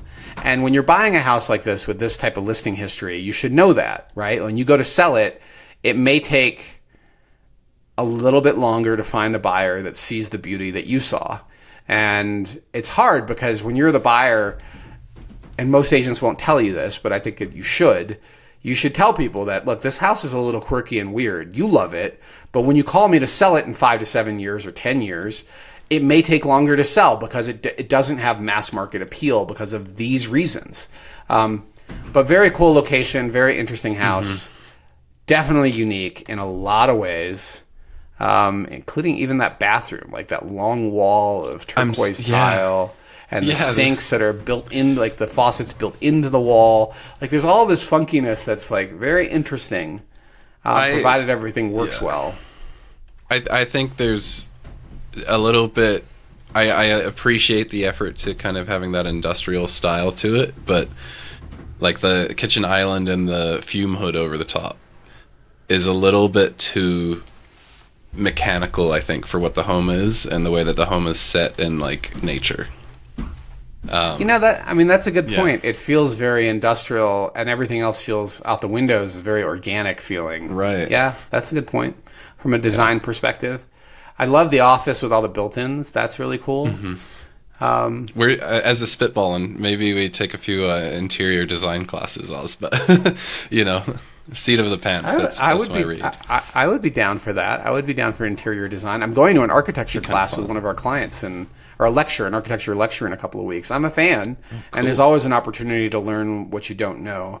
But one thing I do know without taking a class is that this home did not appeal to the mass market because look how long it took to sell. And one of the things you may consider when you're a buyer is how long did it take the previous time? Did it go under contract really quickly? And back when it sold in 2015, which might predate the remodel, by the way, it took a while, and they cut the price from $2 million to $1,750,000 before it attracted a buyer. So another $250,000 discount from list a decade ago. And one of the other things to think about, and I want to point this out, is the layout has 1 bedroom on the upper and 2 on the main. And what I call that a split layout. Yeah. And it does not necessarily appeal to everyone. The primary is on the upper, and bedrooms 2 and 3 are on the main. There's a rec room on the lower level, and the laundry room's on the lower level. And there's a study on the main, and you could maybe turn the study into another bedroom, but this layout does not typically work for young families. And the reason is that they usually want their kids on the same level that they are on, the parents, when they're little. When they're older, they're teenagers, this type of layout is perfectly fine because most parents that have teenagers don't really want to be on the same level as their teenage children. So, and it's also relatively square footage, right? Relatively small square footage, only 2,600 square feet, which drives that dollar per square over $1,000. And oh yeah, for over $1,000 on the dollar per square, the design better be really like wow, right? Like I gotta have it, and I don't think that's this house. It's cool, but I don't think that's this house from a mass market appeal. And 2.7 is where it landed for a buyer who hopefully loves it. But they are probably not your typical buyer. They see beauty where I don't think most will, and where the market didn't based on days on market and price reductions. Yeah. Okay, I think we've exhausted that one. Okay, we talked a lot about that one. We did. We're not going to talk about the others in that much detail. So the next one is 1707 Grape Avenue. And this is sort of north central Boulder from a location perspective. It's directly northeast of the Hawthorne Community Gardens, also known as Growing Gardens, an organization I used to be on the board for. I know this location really well. It's a cool spot, and the gardens are a fantastic amenity. You stroll over there on a summer evening, and it's absolutely beautiful. It's a great place to go walk the dog as long as you pick up after your dog. And you're welcome just to walk through there? Yeah.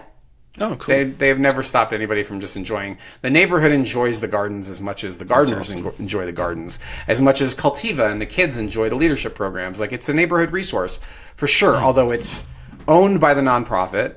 Actually, it's not. I think we have a long, like a 99-year lease. I don't actually know that it's owned. Hold on a second. My memory says we have a you're no longer with them. I'm no longer on the not board, remember but I'm all trying the to remember things, how that deal went. The deal went that we didn't buy the land. We have a long-term lease on the land, and that allows the organization to continue to operate there. But great spot, okay? And the house was built in the late 70s. It's similar square footage, 2,400 square footage to the other one, but this one has a much better layout. 3 bedrooms on the upper, 1 on the main, and 3 bathrooms. 2 are full, 1 is a 3/4. And this one has a 2-car garage. Totally different location, of course, right? This location is not as spendy, not as coveted, not as highly valued as Rose Hill, but it's still a decent spot. Your primary shopping in this location is probably the King's Super Plaza on the corner of 28th and Iris. That's not that far away. You can ride your bike through on Grape over to Folsom and then cut through the neighborhood there and get onto the bike path and enter the grocery store and that shopping plaza through the backside. So you could be car free very easily. You're not that far from downtown either. You're not that far from Newlands, and you're not that far from I almost said Alpine Modern. No. The Lucky's. Lucky's is uphill. I don't think you would probably go to Lucky's. I think you'd more likely go to Ideal. Right. And the restaurants there, Santo, for example. So this is, I think this is a pretty decent spot. You certainly could be car free if you're a bicyclist from this spot. And so what happened with the house? Let's talk about the deal. It was listed in August. Again, another one of these deals that began in the middle of last summer or after the season had peaked. Originally listed at 2.15. In October, they cut it at the end of October to 2.1. So they knocked off a token $55,000. And then it went under contract right at the beginning of December.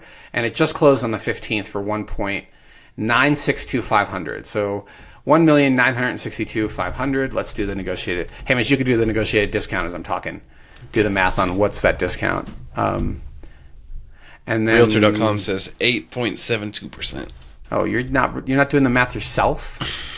I'm outsourcing. I expect you to verify. I don't trust Realtor.com, and I don't. That's trust true. Sometimes it's a mess. I want you to check the math manually, the old-fashioned way. Okay, I'm getting the. Ooh.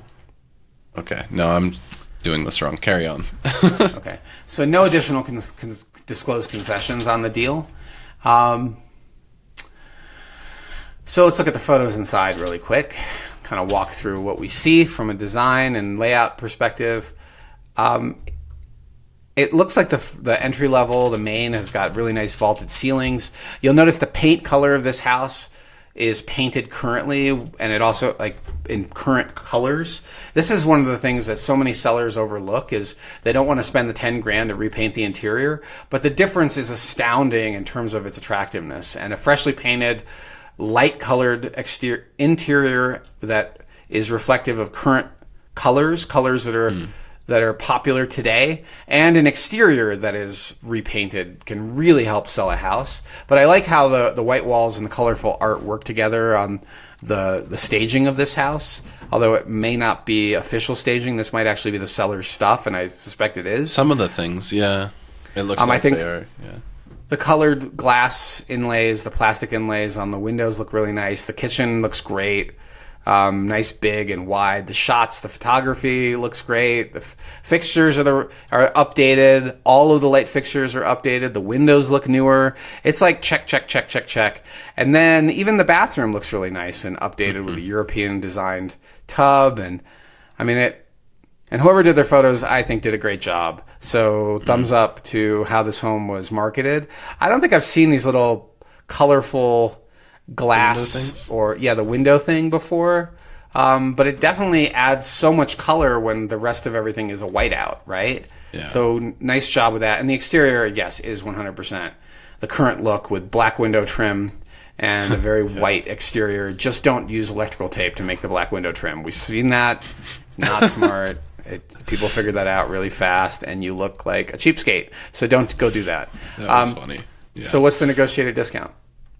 Well, from their price reduction, it is that 8.72, and then I believe it was about 9.5% from total list price. Let me run that one more time. I mean, so that's a pretty big discount for a first quarter sale, but it is an old listing, right, that didn't sell last year. So I think those are in a little bit different of a category. but nice negotiated discount by the buyer's agent, and I think it's a great house. And priced about right, $806 a square. This one, Hamish, what do you think? I'm not so like. I liked the other one a lot more, and maybe that's why I'm kind of hum on that. But the other one being the one that's like $1 million, 2.7. That precisely. one you like a lot more. Yeah, it didn't have Can a you garage. imagine why? Yeah, me too, a car guy. But I think it's. I mean, it's very attractive. It's well done. I love the pop of color as well with the window touches, and I think it's. You're right. It might very well be more functional, especially for a larger pool of buyers. This home, at least the picture from the street, looks like your kind of standard bi-level. But I think they've pushed out the front a decent amount. I think Or it's just a standard. I think it's two-story. just a 2-story, Hamish. I don't think it's a bi-level original design. Yeah, but sorry, 2-story, but the front's been pushed out. It looks like. I mean, I'll agree with you. It's architecturally boring compared to the house on 6th Street up in Rose Hill, 1006 6th Street. In comparison, it's boring, but it's also much, much less expensive and probably more functional for a family. And it has a garage. And from a daily livability perspective, you still have some really nice amenities in the neighborhood, the rec center and the community gardens. You're well situated with close access to a couple of grocery stores and great restaurants. Like, it might be a more livable house for a lot less money. And so it's really a question of, do you care about all that landscaping and outdoor features and having this really plush, really nice house in Rose Hill? Or if that's stretching your budget and you need something that's a little more family friendly, this might be a better choice. But we don't often compare them this way. So they're different animals at different price points. It's apples to oranges, right? So I think I just got a little bit, tweaked or whatever, seeing the first one and then looking at this. But right. I mean, we're moving down in price. You can't so the next one is more. The next one's more appropriate from a comparison perspective, and this is 2848 South Lakeridge Trail in a neighborhood called Lake of the Pines, and Lake of the Pines is a really quirky development that is between Boulder and Lyons on the west side of US 36, and it is gated. It contains a number, I don't know, I'd probably guess 100 if you put a gun to my head. I actually have not done the math on how many homes are up there. Now I'm looking at a map, and maybe not 100, maybe it's more like 20 homes or 25 homes are in Lake of the Pines. I don't know when it was fully developed, but this house was built in 1979, and most of the homes are of that vintage. It's generously sized, 4,200 square feet. It has a 4-car attached garage, custom design. This is not a cookie cutter house in any way, shape, or form. And it's all on one story. So it's a really big 1-story ranch style house built in the late 70s in Lake of the Pines. It is not really in the mountains, but you're definitely in what's called the wildland urban interface and subject to much higher fire risk and, of course, much higher insurance costs to have it. You're not really walkable to anything other than Lake of the Pines, right? The lake that people enjoy in the neighborhood as a place for recreation. A bunch of the houses have their own private docks. This one does not. That's what you get in this spot, is a really tightly knit, affluent neighborhood. Some of these homes may have foothill views, and some of them get direct lake access. It's really cool as a spot, provided you don't need to drive into Boulder every day with your kids, right? Because that would get very old if you were going up and down twice a day. The entrance to this neighborhood is after left-hand Canyon Drive. If you're a cyclist, you might love it because you can access some of the best cycling routes so easily from this spot. And you're not going to, I think, hear much in the way of traffic noise because of where it's located. And the views are really pretty. And this particular house has had so many updates. Like, just flip through the photo stack and you're like, okay, that fireplace is really cool. And the nano wall. About the fireplace. Yeah. Okay. Well, what's your note? I think it's too high. That type of fireplace, I think, should come up just off the floor. And then this stainless steel panel they have it looks like they're trying to maintain that shape of the mantle, and then you're putting realistically a TV where that artwork is, but now the TV's too high. I mean, nitpicks, right? Well, you can mount the TV if that's your TV spot. I don't think that's your TV spot. I think this house has other rooms. This is more the drawing room or the parlor where people sit and talk and don't have TV. But I hear you. I think that mantle is the reason it's the way it is because they reuse the fireplace. Yeah.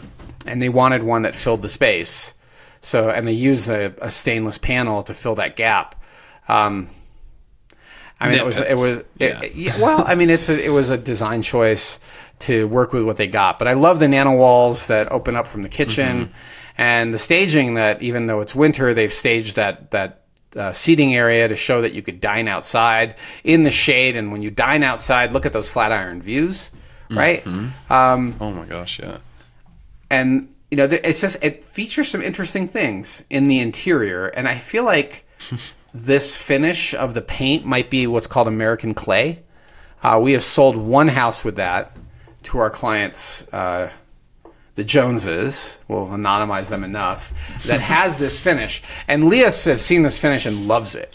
She really wants to do our entire interior with this sort of spongy-looking American clay finish. I want to know what the cost is going to be to make that happen, but I think it's cool, and it has depth, and I love the way this house shows on the inside. And I don't think it was done yesterday as a flip. I think this was done by the owners themselves for their use, but their choices and taste is fantastic. Now, the one thing that I don't like about this house, particularly in the fire risk-prone Lake of the Pines, is all of that dry wood on the exterior. That is old-fashioned and from the 70s, and I'm not crazy about that composite shingle roof, and I hate the fact those trees are so close to the house because if there's a fire, you're basically lighting a giant torch right next to your house. So I would probably want to address all of those trees that are close, and I would want to reskin the outside with a fire-hardened material and then replace the roof with steel to help create resistance for fire. Fire harden this puppy, and what a cool house. No yard, but I think your kids run throughout the whole neighborhood up here. That's my understanding from people we've talked to, and recreating on Lake of the Pines itself, kayaking and paddleboarding and swimming and all the things that kids do, and adults too. Like, you have access to that, you just don't have your own dock. So very cool property, and that's Lake of the Pines, and this is the same price, right? Like, that's the point I'm trying to make, is that $1 per square, you're only at $459. You have a $725 a quarter HOA, but that might include things like snow removal, and that might include things like your water resources, because I'm pretty sure that there's shared water up here. Not everyone has their own well. I think there's a water district. Let me look this up here. Does it say? It's gated too, so I imagine there's some infrastructure charges and things like the roads and It's part of left-hand water, but you're only at $459 a square on a 4,000 square foot house. You will pay a lot more for fire insurance, and I would strongly advise you to harden the house against wildfire. And then you have a very different lifestyle, one that feels like you're in the mountains, but you're really not in the mountains. Like the drive from here to Boulder proper is probably less than 20 minutes. And it's a drive that's right along a busy roadway that gets plowed, so you're not dealing with the normal winter commute stuff. Yeah. I'd say I appreciate that it has a dedicated left-hand turn lane on 36 because the turns that don't almost cause pileups. And I've almost been in a few where it's, somebody has to immediately brake to turn and somebody behind them's not paying attention. Like, there can be some serious risks on this stretch of road, so. Yep. Yeah. All right, so the one thing that's interesting is that it's marketed as having an on-site caretaker. I didn't know that, and I kind of wonder what that person's doing. But maybe it involves a lot of exterior care of the houses, a lot of the landscaping care, which would be great if that's part of what you're paying for. Because $725 a quarter, you're paying $3,000 a year for something. I'd want to evaluate what you're getting for that $3,000. But in the scope of things, to be quite honest, $3,000 is not that bad at all. It would actually fall on the cheaper side of most associations. Yeah. All right, next. Nice pick on that one. I quite like it. Oh, and shout out to the photographer. The window pools, making sure that the view is visible from pretty much every room. I thought that looked fantastic too. Yeah, and shout out to the owners too that that own this. Oh, we never actually talked about the deal structure, so let's just hit that really quick. Oh, yeah. But shout out to the owners too for their taste. I think the interior design is fantastic. So home was originally listed. Whew, this one took a long time to sell, Hamish. This one was painful for those sellers. So they originally listed it in September of 2023. And they listed it at $3 million. So unfortunately, sorry. they missed the peak of the market. They priced it like it was still the peak, and nothing happened that first 11 months. They pulled it off the market. They brought it back.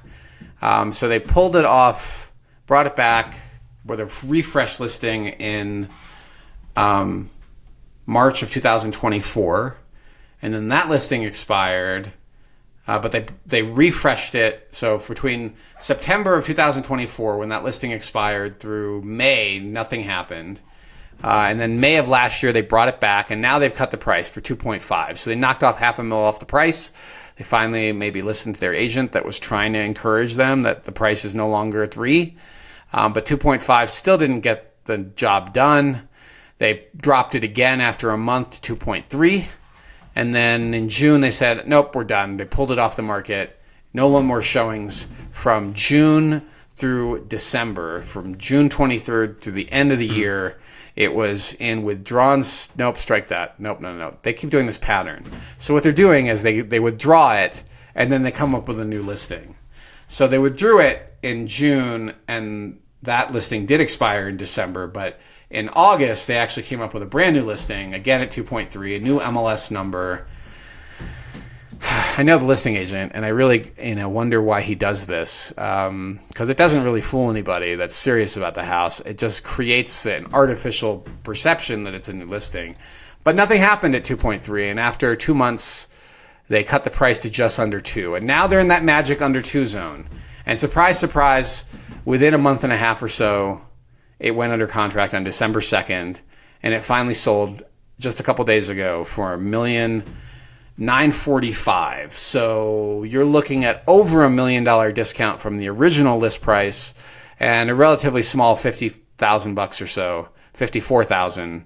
Let's call it $55,000 below the last list price, and a painful reckoning. So a lot of reasons why pricing it right matters when the market's moving down, particularly at the high end. And these guys chased it down on what I think is a great house. I think the buyer got a fantastic deal for this property, so but that's comes with the caveat of not in Boulder proper and much higher fire risk and some of the trade-offs of, especially if you have kids. Yeah, I could see this one missing a lot of buyers because of search alerts and things, and I think that was to its detriment. Yeah. 100%. That's something to think about with listings like this, is that even though it has a Boulder address, it's unincorporated Boulder County. And unless somebody's specifically looking for this, they're going to miss it if they're just doing Boulder proper. Mm-hmm. Okay. One of the reasons we set our listing alerts with mapping, because we can talk about whether you want to go, how far north of Boulder, how far west of Boulder are you willing to go? And going up to, say, Left-Hand Canyon or slightly past it to capture Lake of the Pines could uncover a gem for you. All right. Our next one is 4921 Fountain Street. And this one is in Boulder proper. It's in Dakota Ridge. It's sort of a standard home that was built in 1999 when Dakota Ridge was developed. And it's a nice big 2-story house with 4,200 square feet. A $650 a year association, so pretty trivial. Likely just maintaining the parks in the community, because those parks are probably not legally City of Boulder parks. They're probably association parks. I don't know that for a fact, but that's you're not getting much for $650 a year. Okay, your taxes are $11,000 as of 2024. They're obviously going to go up a bit. And what can we say about this house, Hamish? So I'll tell you what is right and what's wrong. And the first thing off the bat are the paint colors, right? So, and what's frustrating when I look at this is that the home was listed in April of 2025 originally at 1.975. And then they eventually, they chased the prices all through last year with like death by paper cut, right? Like they were doing one price cut after another on a pretty regular schedule until they finally got it down to 1.75, and they sold it for $25,000 below list, and it just closed. It went under contract mid-December. But what I find really frustrating if I was representing them is why not paint the interior and exterior? Like this is a house that this home and gardens house flipper gray is just not appealing today. And the exterior is also really, frankly, boring as a color. And it's so interesting to see how buyers perk up with certain colors. And contrast is important. Yeah. There are current color schemes that will really help a house sell. And I think that they had spent, let's call it $25,000 redoing the paint throughout the house. It probably would have saved them $50,000 in terms of sale price, and might have even saved them time on market, because this kind of tan, boring exterior just doesn't move anybody's emotional needle. And it's hard to deliver that advice as a listing agent, but we just did yesterday. Like, you can do it. You just have to be a little tactful to say, hey, would you consider repainting this? Because it's really going to help the house sell faster. It's totally up to you. We will still list it because the paint's in great shape, but it's just a color that doesn't emotionally captivate people. And so a great house like this, which has got a 4-square design and a great layout, 4 bedrooms in the upper, 2 in the basement, 6-bedroom house, a 2-car attached garage, great location in Dakota Ridge, ended up taking a long time to sell. And I think largely that's because it didn't really have the sizzle. And holy price decreases. And how many price cuts? This is like indicative of not having it priced right to begin with, and being behind the curve on pricing. So when you're selling a house, it's really important to stay on top of the competition and regularly review the competition to see, are you priced right? What is selling that's similar to this one? Go look at those houses and make sure that you are actually competitive with them, so that when somebody sees your house and they decide, hey, this is a great one, their next feeling isn't, oh, it's grossly overpriced. Because a lot of buyers are hesitant to write low, and a lot of buyers agents discourage buyers from submitting low offers. So there you have it. That's the deal with 4921 Fountain Street. Hamish, any additional thoughts? No. I think you pretty much hit all the notes, and I'm seeing if we want to hit our 2-hour goal, we're going to have to cover everything else in less than 20 minutes. We may not. One thing I will say that I really like, that they did a decent job, is of labeling the Dakota Ridge Park, the open space trails, and where this house is in relationship to those. Although the graphics is not particularly great, like that thick white line is sort of like strange, kind of clunky. But still, at least it illustrates the location well. Okay. Yeah, I don't think it needed the stroke, the black outline. Yeah, might have could have been anyhow. Half the pixel width would have looked way better than what they did, and then the spacing from where the line is and the text is too tight. It just does not look. It just doesn't look that professional. It looks like somebody who is a rookie at Photoshop photoshopped the aerial. It does illustrate the point, and yada yada. But it does. It does. Critical eye. All right. Yep. 3196 Galena Way is our last sale of the week.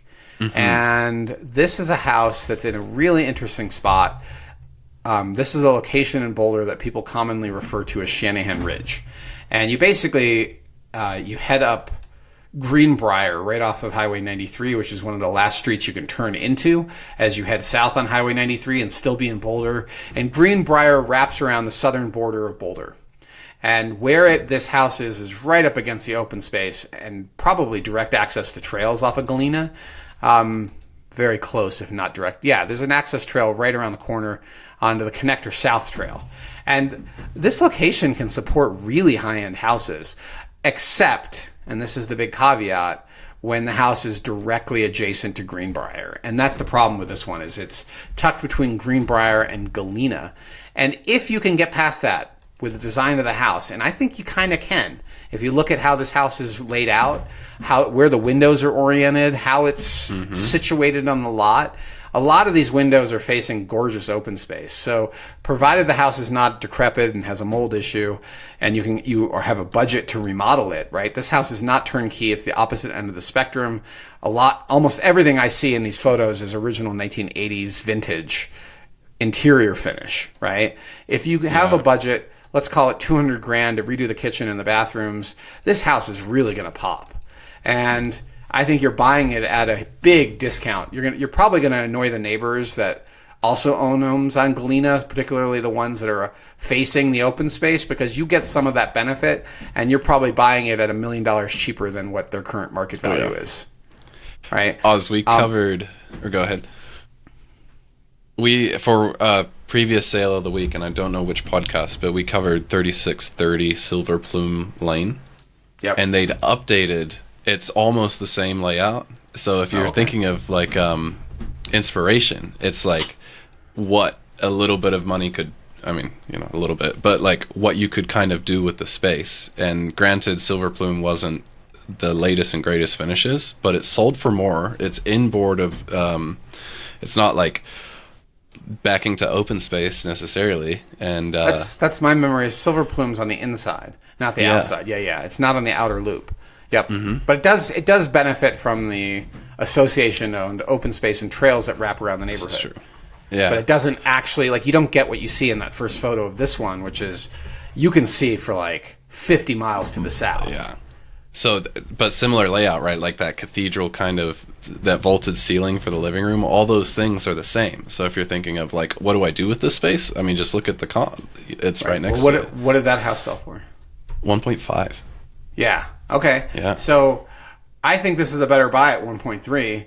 Spend 200 into it, and even though it's a little close to Greenbrier, I think the design probably mitigates that. You could only tell by a visit on the ground, and I did not actually go see this one in person. So, interestingly enough, not a local agent. The guy's based in Niwot. He's with Homestead. We're not going to get into criticizing Homestead, but one of these podcasts we're going to go through our market positioning of our competition, and we'll tell you about Homestead. But listed in October at 1.725, chased the price down. So fourth quarter listings, this is like the worst time of year to list, but they cut the price after 10 days to 1.65. And then 10 more days go by and they cut it to 1.595. And then 10 more days go by and they cut it to 1.5. All of this is hallmark of like guess the pricing strategy. And then when you look at the public record and say, well, who owned this thing, right? Like if it typically has been owned by a trust, which surprise, surprise, this one was, and had been owned by the same people since at least 1984, might even be the original owners, then this house has tons of equity. They're playing guess the price. Nothing's been updated. It's probably an estate sale, and you can negotiate really aggressively, which is exactly what happened in this particular deal.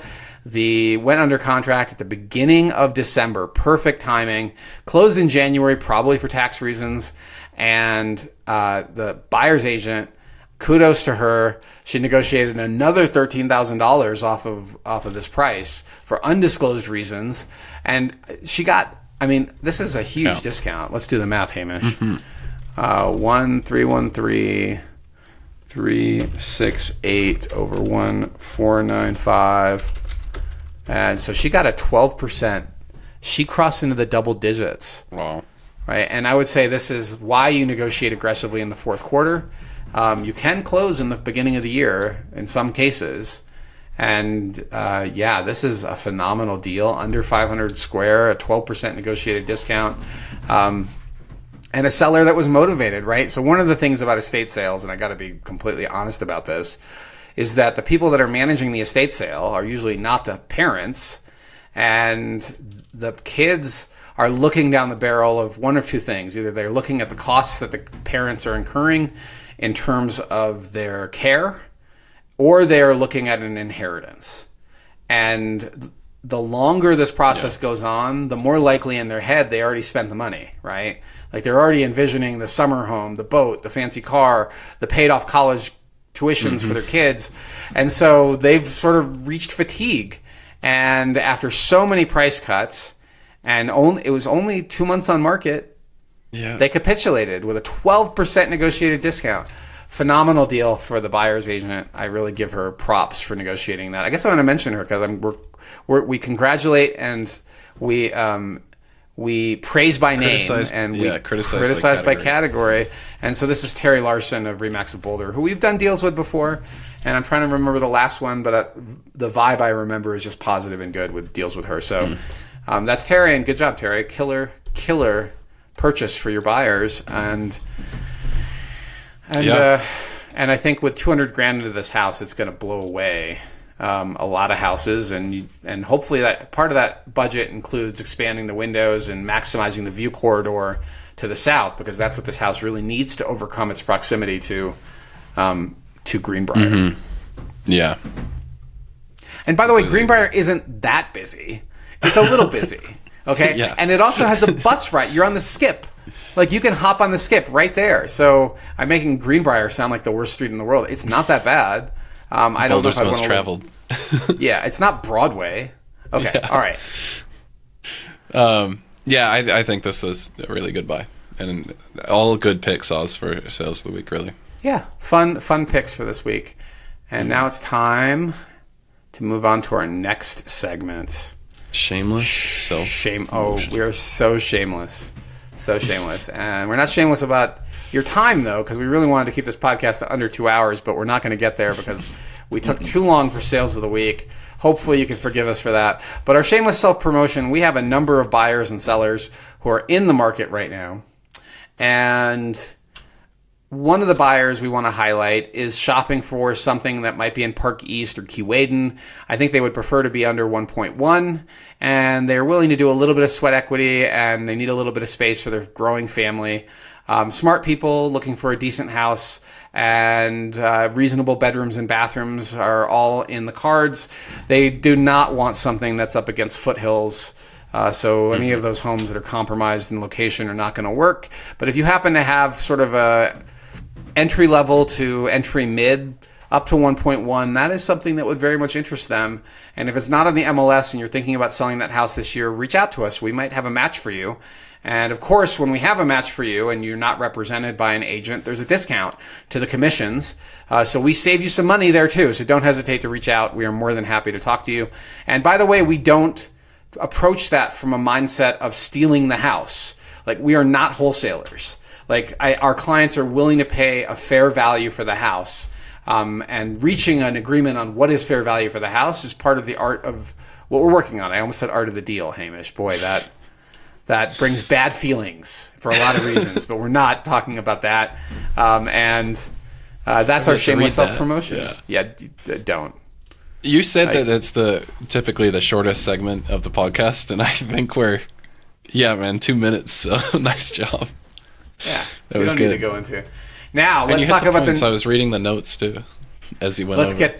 Let's get to the news. Everyone's favorite segment, where we give you our hot takes, whether we're qualified or not, to talk about these things. And you know what? What's really funny is, Hamish, I listen to a variety of podcasts, and there's one that I sometimes listen to called All In, and it's really sort of, they market themselves as, they're all very wealthy investors and entrepreneurs, and at least one of them is a billionaire. And they intro the podcast by calling it the world's #1 podcast, which it isn't even close. And then they will talk about anything with such a level of confidence, and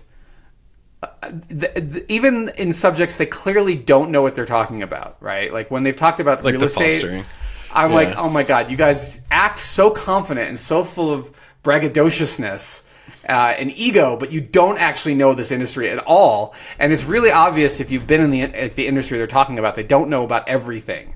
But with that said, the reason I brought that up is that I would like to preface this a little differently as we go and do our hot takes about these news things, is that we're not experts in everything either. And this is just our immediate hot take on how we're reading this. So please keep that in mind. And if we screw it up, we would love to hear from you in the comments. I think, too, a proof of pudding is one of our news items is we realized that we didn't fairly cover last week's news item, so we're coming in and talking about it some more. Bringing in the first... Yeah. We already gave our mea culpa for that. We've got a mea culpa twice. All right. Okay. That's how humble we are.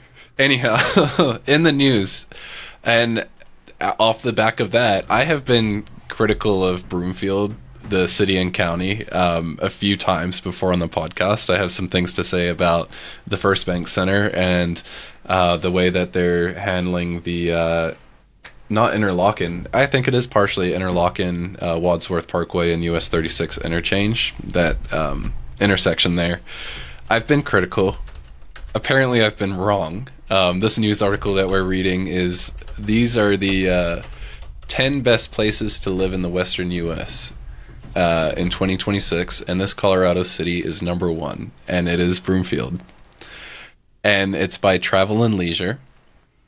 It is fairly short, all things said, as far as an article goes. It's going to be linked in the description. One of the things that I enjoy about this article is it says there are 2 major attractions right up the highway, the Butterfly Pavilion and Waterworld. Neither of those are in Broomfield. And it and I'm like a lot of the things that it's got here are things that Broomfield doesn't have. And it's it says Broomfield is home to top-rated school districts. Not top-rated schools, but the districts. Broomfield has Boulder Valley School District and Adams 12 School District, if I'm remembering correctly about Adams 12. I know Boulder Valley because I grew up there. But this article's, I'm sure I like Broomfield. It's fine. But number 1, did they go to Louisville? Like, Boulder? Butterfly Pavilion's in Westminster. Like, Waterworld's in Federal Heights. It's fair that they didn't feature Federal Heights. But I think they're coming up. Well, my hot takes. Okay. So my understanding is that Broomfield actually used to be part of Boulder. And then it branched off. And AI says that it actually was part of 4 communities, 4 counties. And then in 1998, they had a constitutional amendment and created the city and county of Broomfield. And after several years of transition, and this is only 2001, a couple of years before I moved to Boulder. Well, actually, I moved to Boulder in 2000. So the first move to Boulder. So it became Colorado's 64th and newest county in 2001. And I remember driving from Denver to Boulder, and there basically being nothing as you drove into Broomfield, and you'd see, like, in Interlochen, you'd see the Omni on the horizon because Broomfield was so empty. Yeah. And the Omni's Westminster. And the Omni's Westminster. Okay, so fair enough. Right, like, we're in the boundaries of these things. Yeah. Right? Like, and what I've told my buyers for a long time is Broomfield's a lovely place. Prices are very inexpensive compared to Boulder. Anywhere in Boulder, for the most part, unless you're talking about far northeast Longmont. Broomfield prices have always been very affordable. And there's some nice developments on the north side of Broomfield that are very close to Lafayette and have very short commute times because Broomfield has a really weird shape as a county. But it doesn't have a historic downtown. And so there's really no nexus to the community. It's just this big spread out area of houses and some strip malls. So that was my take, in a very, probably sounds elitist and arrogant, because there's a lot more going on in Broomfield, clearly, according to Travel and Leisure, because it rated it number 1 of cities in the West. So I'm sure this is going to be all over every realtor's newsfeed in Broomfield. They're going to be posting about all these Broomfield agents about how Broomfield's number 1. I don't know what to tell you about that. Yeah. Other than if you need an inexpensive, larger home, and let's say you work in Boulder or you work in Denver or you work a couple of days of the week, not every day, so you're not stuck commuting all the time. It's an attractive community, and some of the neighborhoods. I mean, we have a client that bought in a very high-end neighborhood not that long ago in Broomfield and absolutely loves their neighborhood and got so much house for it. It's gated, that neighborhood, and it's I can't remember the name. They're not buying in Whistlepig, are they? I don't think they already bought a long time ago, and it's gated. They call it the Island, and they absolutely love living there. So Broomfield, I think may finally be getting its due as a great place to live on its own. I've never seen it win something like this before. And I took a U.S. history class. I went to Broomfield High School for my high school years, and genuinely, I actually really enjoyed that school, and the teachers genuinely cared, and a lot of them were alum from that school, so there is kind of a small town feel there. One of the things that we got to see in the history class, and I actually emailed him to see if I could find it and share with us on the pod. He did not respond. Was an advertisement from like the 50s. And the advertisement for Broomfield, the big claim to fame, the selling point was that you could commute to Boulder or Denver. That was it. It was just, it's on the highway. Like, I have told my buyers that for decades. Like Broomfield, if you it's right between the two. It's well situated to two major job centers. But you're commuting by car and not like a fancy train, and I don't know, it's not that great from that perspective. Like people that can afford to live in Denver or Boulder usually choose to live in Denver or Boulder. I don't know much about the crime statistics. I mean, look, I do a Broomfield deal every now and then. I don't do a ton. And I don't know of an agent that just specializes in Broomfield because of it's kind of like the in-between. Got one. Yeah. Okay. And it's like my buddy that I went to schools with parents, right? Like, so, right. Yeah. So here's what AI says about the history of the community. In the late 19th century, the community was known as Zhang's Spur, named after Adolf Zhang, a wealthy Denver brewer who established a 4,000-acre ranch called Elmwood Stock Farm, where he bred Percheron horses and grew grain for his brewery. But the name Broomfield was officially adopted in 1884, and it refers to broomcorn, which is a type of sorghum used to make broom bristles that was a major local crop. Legends suggest farmers grew it because it was resistant to the locust swarms that plagued other crops. That's actually a fact my grandpa quite likes to share, is the broom. Really? Oh, so crop. You know that. Okay. Yeah, I don't know the details. It was great to hear that. But yeah, the broom crop, the broom name. Yeah, that's... So I think Broomfield's not all that bad to live in, especially nowadays. I just have to laugh at number one in the Western U.S.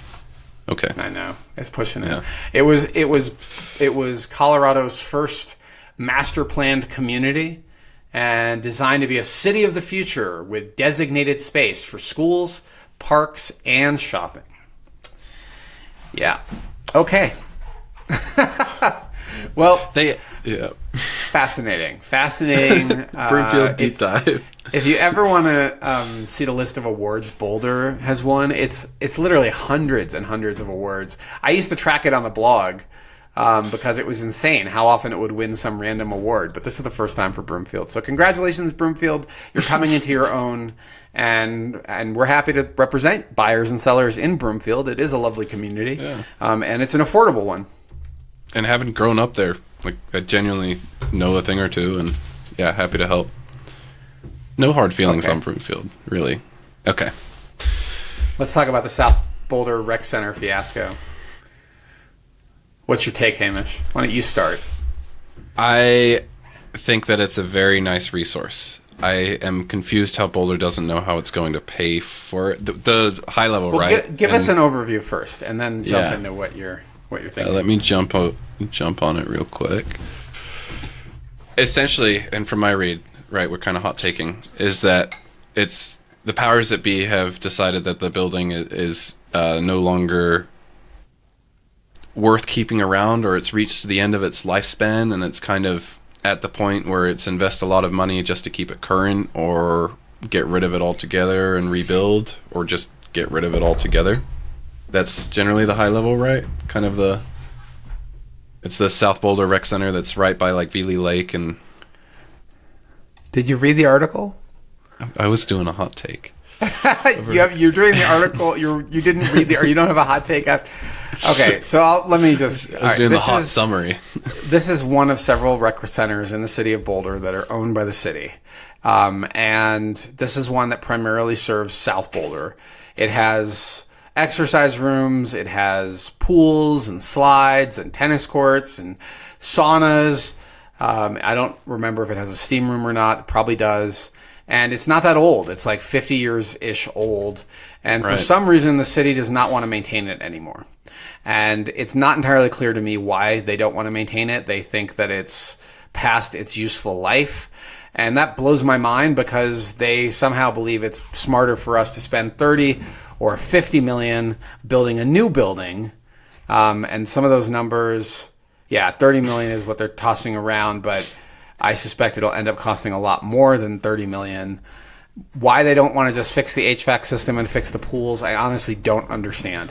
And they're threatening to close it if they don't come up with a plan for replacing it, which it's just shocking to me that that's where they're landing. And I think this is yet another example, if I will be so brave to say, of council being wagged by staff. This is the tail wagging the dog, and they should be clearly exploring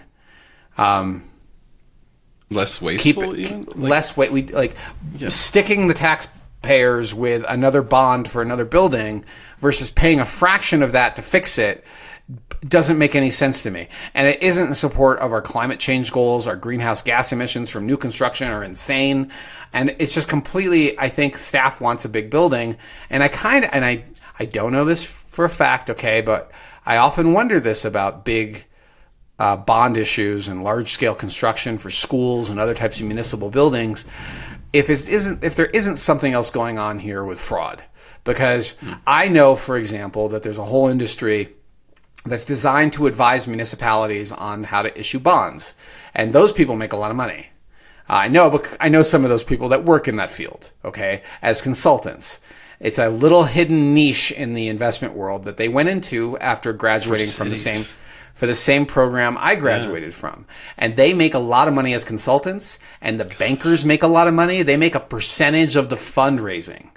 And I don't think anybody is tracking the back end of that, which is bribing the staffers, okay? Yeah. Like, what are the laws that would prevent municipal employees from being influenced some way by all of the money that flows into the pockets of the consultants and the bankers that raise the money and stick it to the taxpayers? And that's what I think is happening here, is that staff for some reason are heavily influenced to replace the building. Makes their life a lot easier than actually just maintain. It's only 50 years old. Okay. I'm sorry. Or maybe even 55 or 60 years old. That's not that old. And is the foundation failing? Did the structure fail? Like, why is it not possible to repair this building? Yeah. And please don't hide under ADA or other types of laws. Like, there's something going on here that is. Yeah, well, that was my hot take. Sorry, now, sorry. Keep going. So anyway, I would like us to be more prudent with how we spend money, but that does not seem to be how our city operates. So, so they're threatening to close it, and that's what we're dealing with. And hopefully, council steps up. 5 out of the 9 seats are up for grabs this year. I would like to see council take this on and tell staff, direct staff instead of the other way around. Okay, Hamish, your take.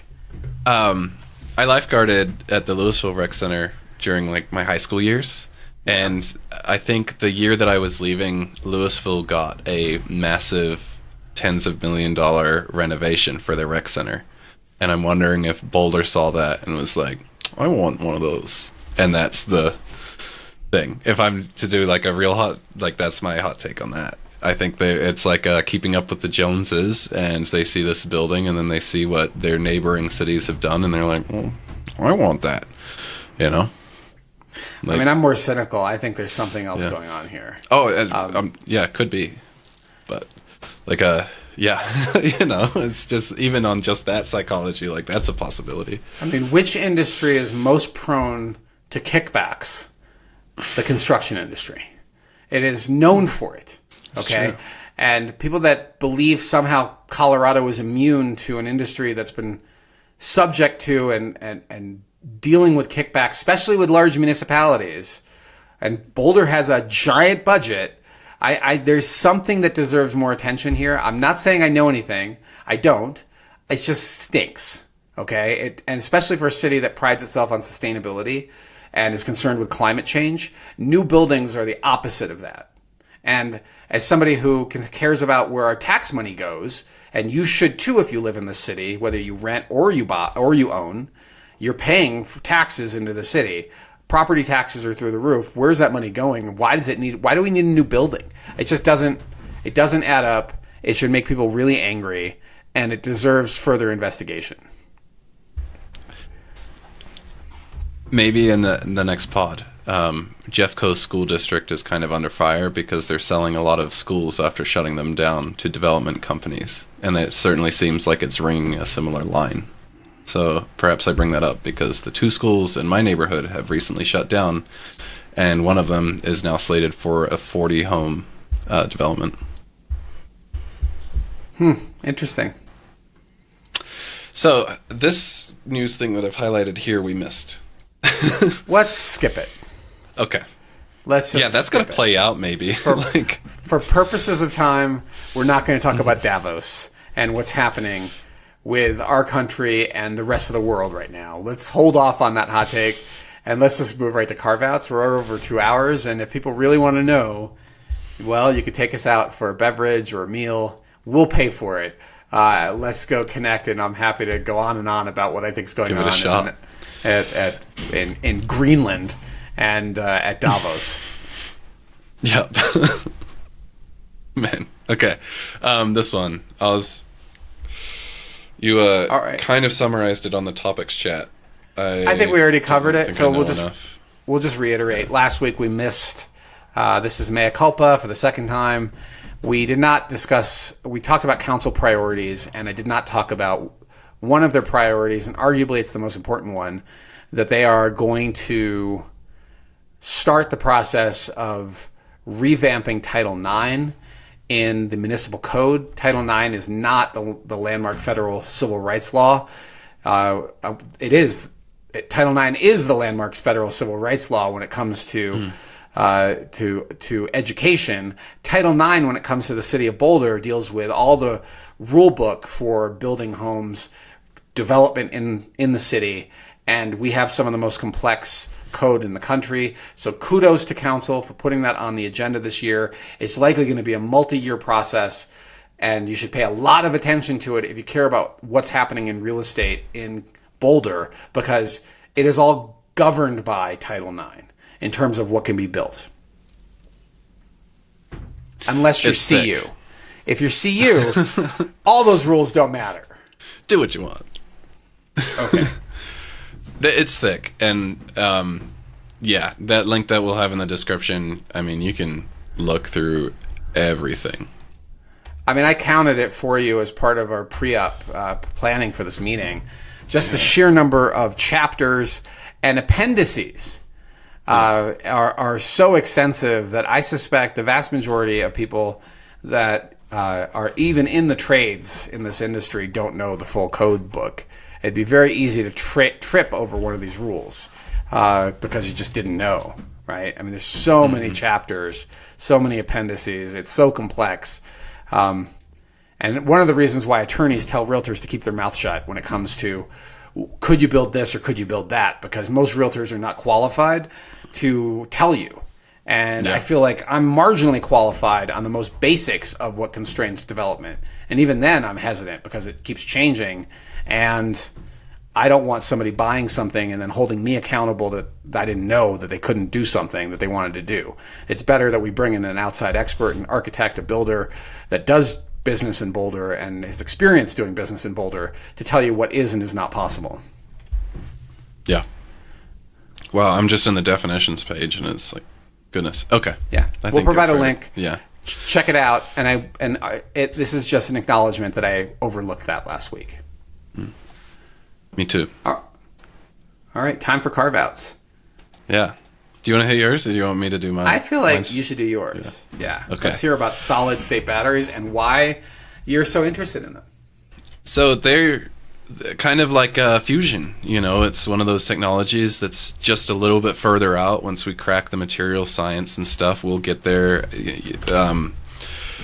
Things will be so much better if we have solid state batteries in terms of energy density.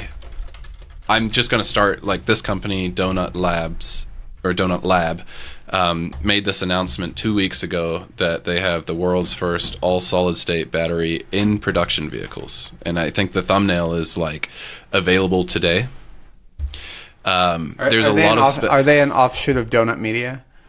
You'd think, right? And like Donut and all these things. A couple years ago, they came out with a motor, I think it's called, because it's EV. They came out with a motor that is inside the wheel. And and they have like a couple of electric bikes, dirt bikes, and road bikes, motorcycles, that they do sell and ship. This announcement has a lot of pretty intense claims. They're claiming like 400 watt hours per kilogram. For example, the Tesla Model 3 has like 230. And so there's far more energy per weight of battery per storage. They claim that it is malleable and can fit and mold like clay. So you could essentially have a battery fit into any shape or form. 100,000 charging cycles versus I think like, in like tens of thousands on the high end for lithium ion, like kind of the standard battery. So this is just, I'm getting a ton of it on my feed. I'm seeing people speculate about it, talk all about it. 5-minute charge time. Yeah. And does not ignite or burst into flames when damaged, and is structurally cheaper than lithium ion from day one because it's made from globally abundant materials, ensuring scalability and resilience in the supply chain. And then they have a motorcycle, is the first production vehicle powered by a donut battery, offering sub 10-minute charge times and an extended range up to 600 kilometers. And they're also putting that into other things like smart trailers and a skateboard. It says here over 99% capacity retained in negative 30 degrees Celsius. Just absurd things. But I want to be optimistic. I'd like to believe it. However, I have a feeling this would have hit more news by now. A couple people that I follow, like Undecided with Matt Farrell, he apparently talked to the team at CES, and they're like, once they get their patenting right, they're going to, welcome third-party testing and things. The rumor mill, from what I've gleaned, is that Donut acquired Nordic Nano a few years back, and Nordic Nano was working on solid-state batteries. And so there's a possibility that when they acquired Nordic, there was some kind of time for intellectual rights and things to transfer, and they've been slowly developing the technology and the production for it, because they're not just like solid state batteries have been around kind of in an experimental fashion, but not in a mass production. These guys are like, yeah, guys, we're ready to shoot. And I'm thinking like applications for like whole home batteries, EVs, all sorts of things. And I mean, the implications are massive. It's like saying, we've got fusion now. Like, yeah. Is anybody else hearing this? Have you seen this, Oz? I mean, it says, I haven't. Saw a little bit. I saw it, and then it just didn't pass my initial sniff test, so I didn't look at it closer. But now I'm asking Gemini about this. And at first I asked it on the YouTube video if this was BS, and it said I can't fulfill that type of request. So I then took it to Gemini separately, and I said, okay, is this new solid-state battery and its claimed features and applications real or hype? And it says it's subject of intense debate. The company claims the tech is product ready and already being integrated, but most battery experts and competitors are labeling the claims as hype or even a scam. And Donut Lab is a spinoff of Finland's Verge Motorcycles, and they're claiming things that people are saying is not physically possible. Experts, including the CEO of Svolt, a major Chinese battery manufacturer, have called the battery a fraud, noting it's physically impossible to achieve high-density 5-minute charging and 100,000 cycles simultaneously with current material science. But Donut has published no peer-reviewed scientific papers and few patents. So who knows? But they credit of this Nordic Nano partner for the technology. So yeah, it's very interesting if it's doing what it says they can do. But the verdict is proceed with extreme caution. Wouldn't you production ready means a pilot line, not 100,000 consumer cycle units. Yeah. Okay. Wouldn't you, if you were a company and you've like literally changed battery science and technology forever, kind of want to have your ducks more in a row before announcing something like this? Maybe. I don't know. I mean, they're Finnish. I gotta say that Nordic countries are typically not prone to scams, right? They're a high trust society, so that gives me more confidence that maybe it's real. I think if it's real, it's amazing. I mean, I'm hopeful. I want it to be real. I'm just from the show me state, right? And so they're coming out with these motorcycles are supposed to hit the road in April. So let's see. Show me. I'll buy one. I want one. That sounds amazing. They're finished, but they're not done. I am, though. Hamish. Oh, that's so bad. Thank you. I hope that it makes it as a short. That would be great. Okay. Be good. All right. So so let me move on. You ready to move on? Please. So my topic du jour is I just got back from Tampa where I was visiting my elderly parents and dealing with elderly parent issues. And for many years, we've been thinking about how do we manage this situation with parents in their 80s. And now we're dealing with a lot of clients that have elderly parents or parents that have recently deceased. And it's a lot. And there's no rule book. Like there's no guidebook really for how to navigate this. But what's really clear is there's so much demand for multi-generational housing. It is massive. And for good reason. Very few people want to go into assisted living. And I'm going to say this very carefully. Most people would love an opportunity to not see their parents there, right? If there's a way to merge households and have it respect each other's boundaries, right? Because a lot of the issues sometimes are family boundaries coming into play. But I'm bringing this up as my carve-out because it's so front and foremost in my mind is how do I help my parents navigate this next chapter in their lives, but also respect their boundaries and what they want to do. And they're reaching the point where they need help. And it's also forcing the siblings to get together and talk about next steps. And for sure, this stuff can blow up. Like I know of people and families where the adult siblings no longer talk to each other because of how it was handled with the elderly parents and their estate and their health care at the end of their life. And the values between the siblings became very clearly distinctive. Like one felt the money's being wasted on the parents for these extreme cares when they could benefit the adult child. Like the drama level explodes, right? But I think Colorado's decision to streamline attached dwellings, ADUs, accessory dwelling units, I think might help alleviate some of this. And for sure, I'm looking for ways to convert garages into living units because it's no longer that you have to live in the house. They can be non-owner occupied ADU conversions. And the biggest opportunity there is to create ones that are one level that allow elderly parents to live in the house. Or like one of the other things I've seen people do is they build a big addition onto the house using mom and dad's money. And mom and dad live in the addition, and when they pass, the total estate then goes to the kids that took care of mom and dad. Originally, it was mom and dad's house, right? And rather than live in the old part of the house, the young family that's just getting started with younger kids that can't afford the real estate, they're the ones that end up inheriting the house, which might be a good strategy for a lot of people to consider is how to not buy the house done, but buy the project or do the addition as part of a family investment. Yeah, that's a good point. I have, I don't know, but I'm seeing some similar things with my mom, her siblings, and my grandparents, and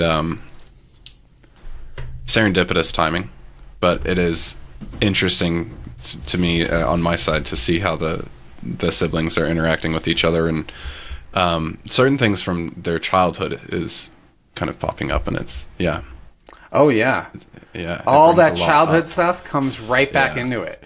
Just in the conversation I had with my siblings last night on a Zoom call, it was Leah was part of the Zoom call. She's like elbowing me, and I'm like, I don't have the middle child stuff that my siblings just accused me of. I'm going to let that go. I'm going to let it wash over me and not respond to that. But my center is my peace. My center is my peace. Serenity now. Serenity now. All right. So I think it's time to wrap this up, Hamish. We might get it under 2.5 hours if we wrap it now. With some cuts, maybe. Yeah, I think we'll be. Yeah. Well, friends, you have squandered another 2 hours joining us for the House Einstein podcast. And we actually would deeply like to express gratitude for your time. We value it. And we've also valued you reaching out to us with your comments and when you need real estate services, and also for your referrals. That has meant a lot to us. We know that you trust us, and we take that trust to heart. And we feel the onus of responsibility when our listeners and our clients trust us with often what is the biggest transaction of their life. We take that very seriously, and we deeply appreciate it.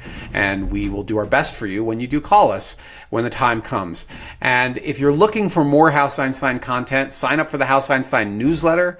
There'll be a link at houseeinstein.com that is now working. And I think we should also include a link in every podcast description, Hamish, going forward to sign up for the House Einstein. Excellent. It's in the newsletter. We also put out content across the social media universe on YouTube, Instagram, Facebook, X, Blue Sky. And because Twitter is no longer going to disappear, we're going to restart our Twitter account because I was hopeful it would be completely banned. Or TikTok. Oh, no, not Twitter. Yeah, TikTok. Sorry. Yeah. We were hopeful TikTok was going to get, completely banned because I think it's really unhealthy. But it's not. It's growing, and a lot of our younger friends and clients and colleagues are on it. So expect to start seeing our content back on TikTok. You can always visit us at houseeinstein.com. We deeply value your time and your comments, and I wanted to thank you personally for joining us.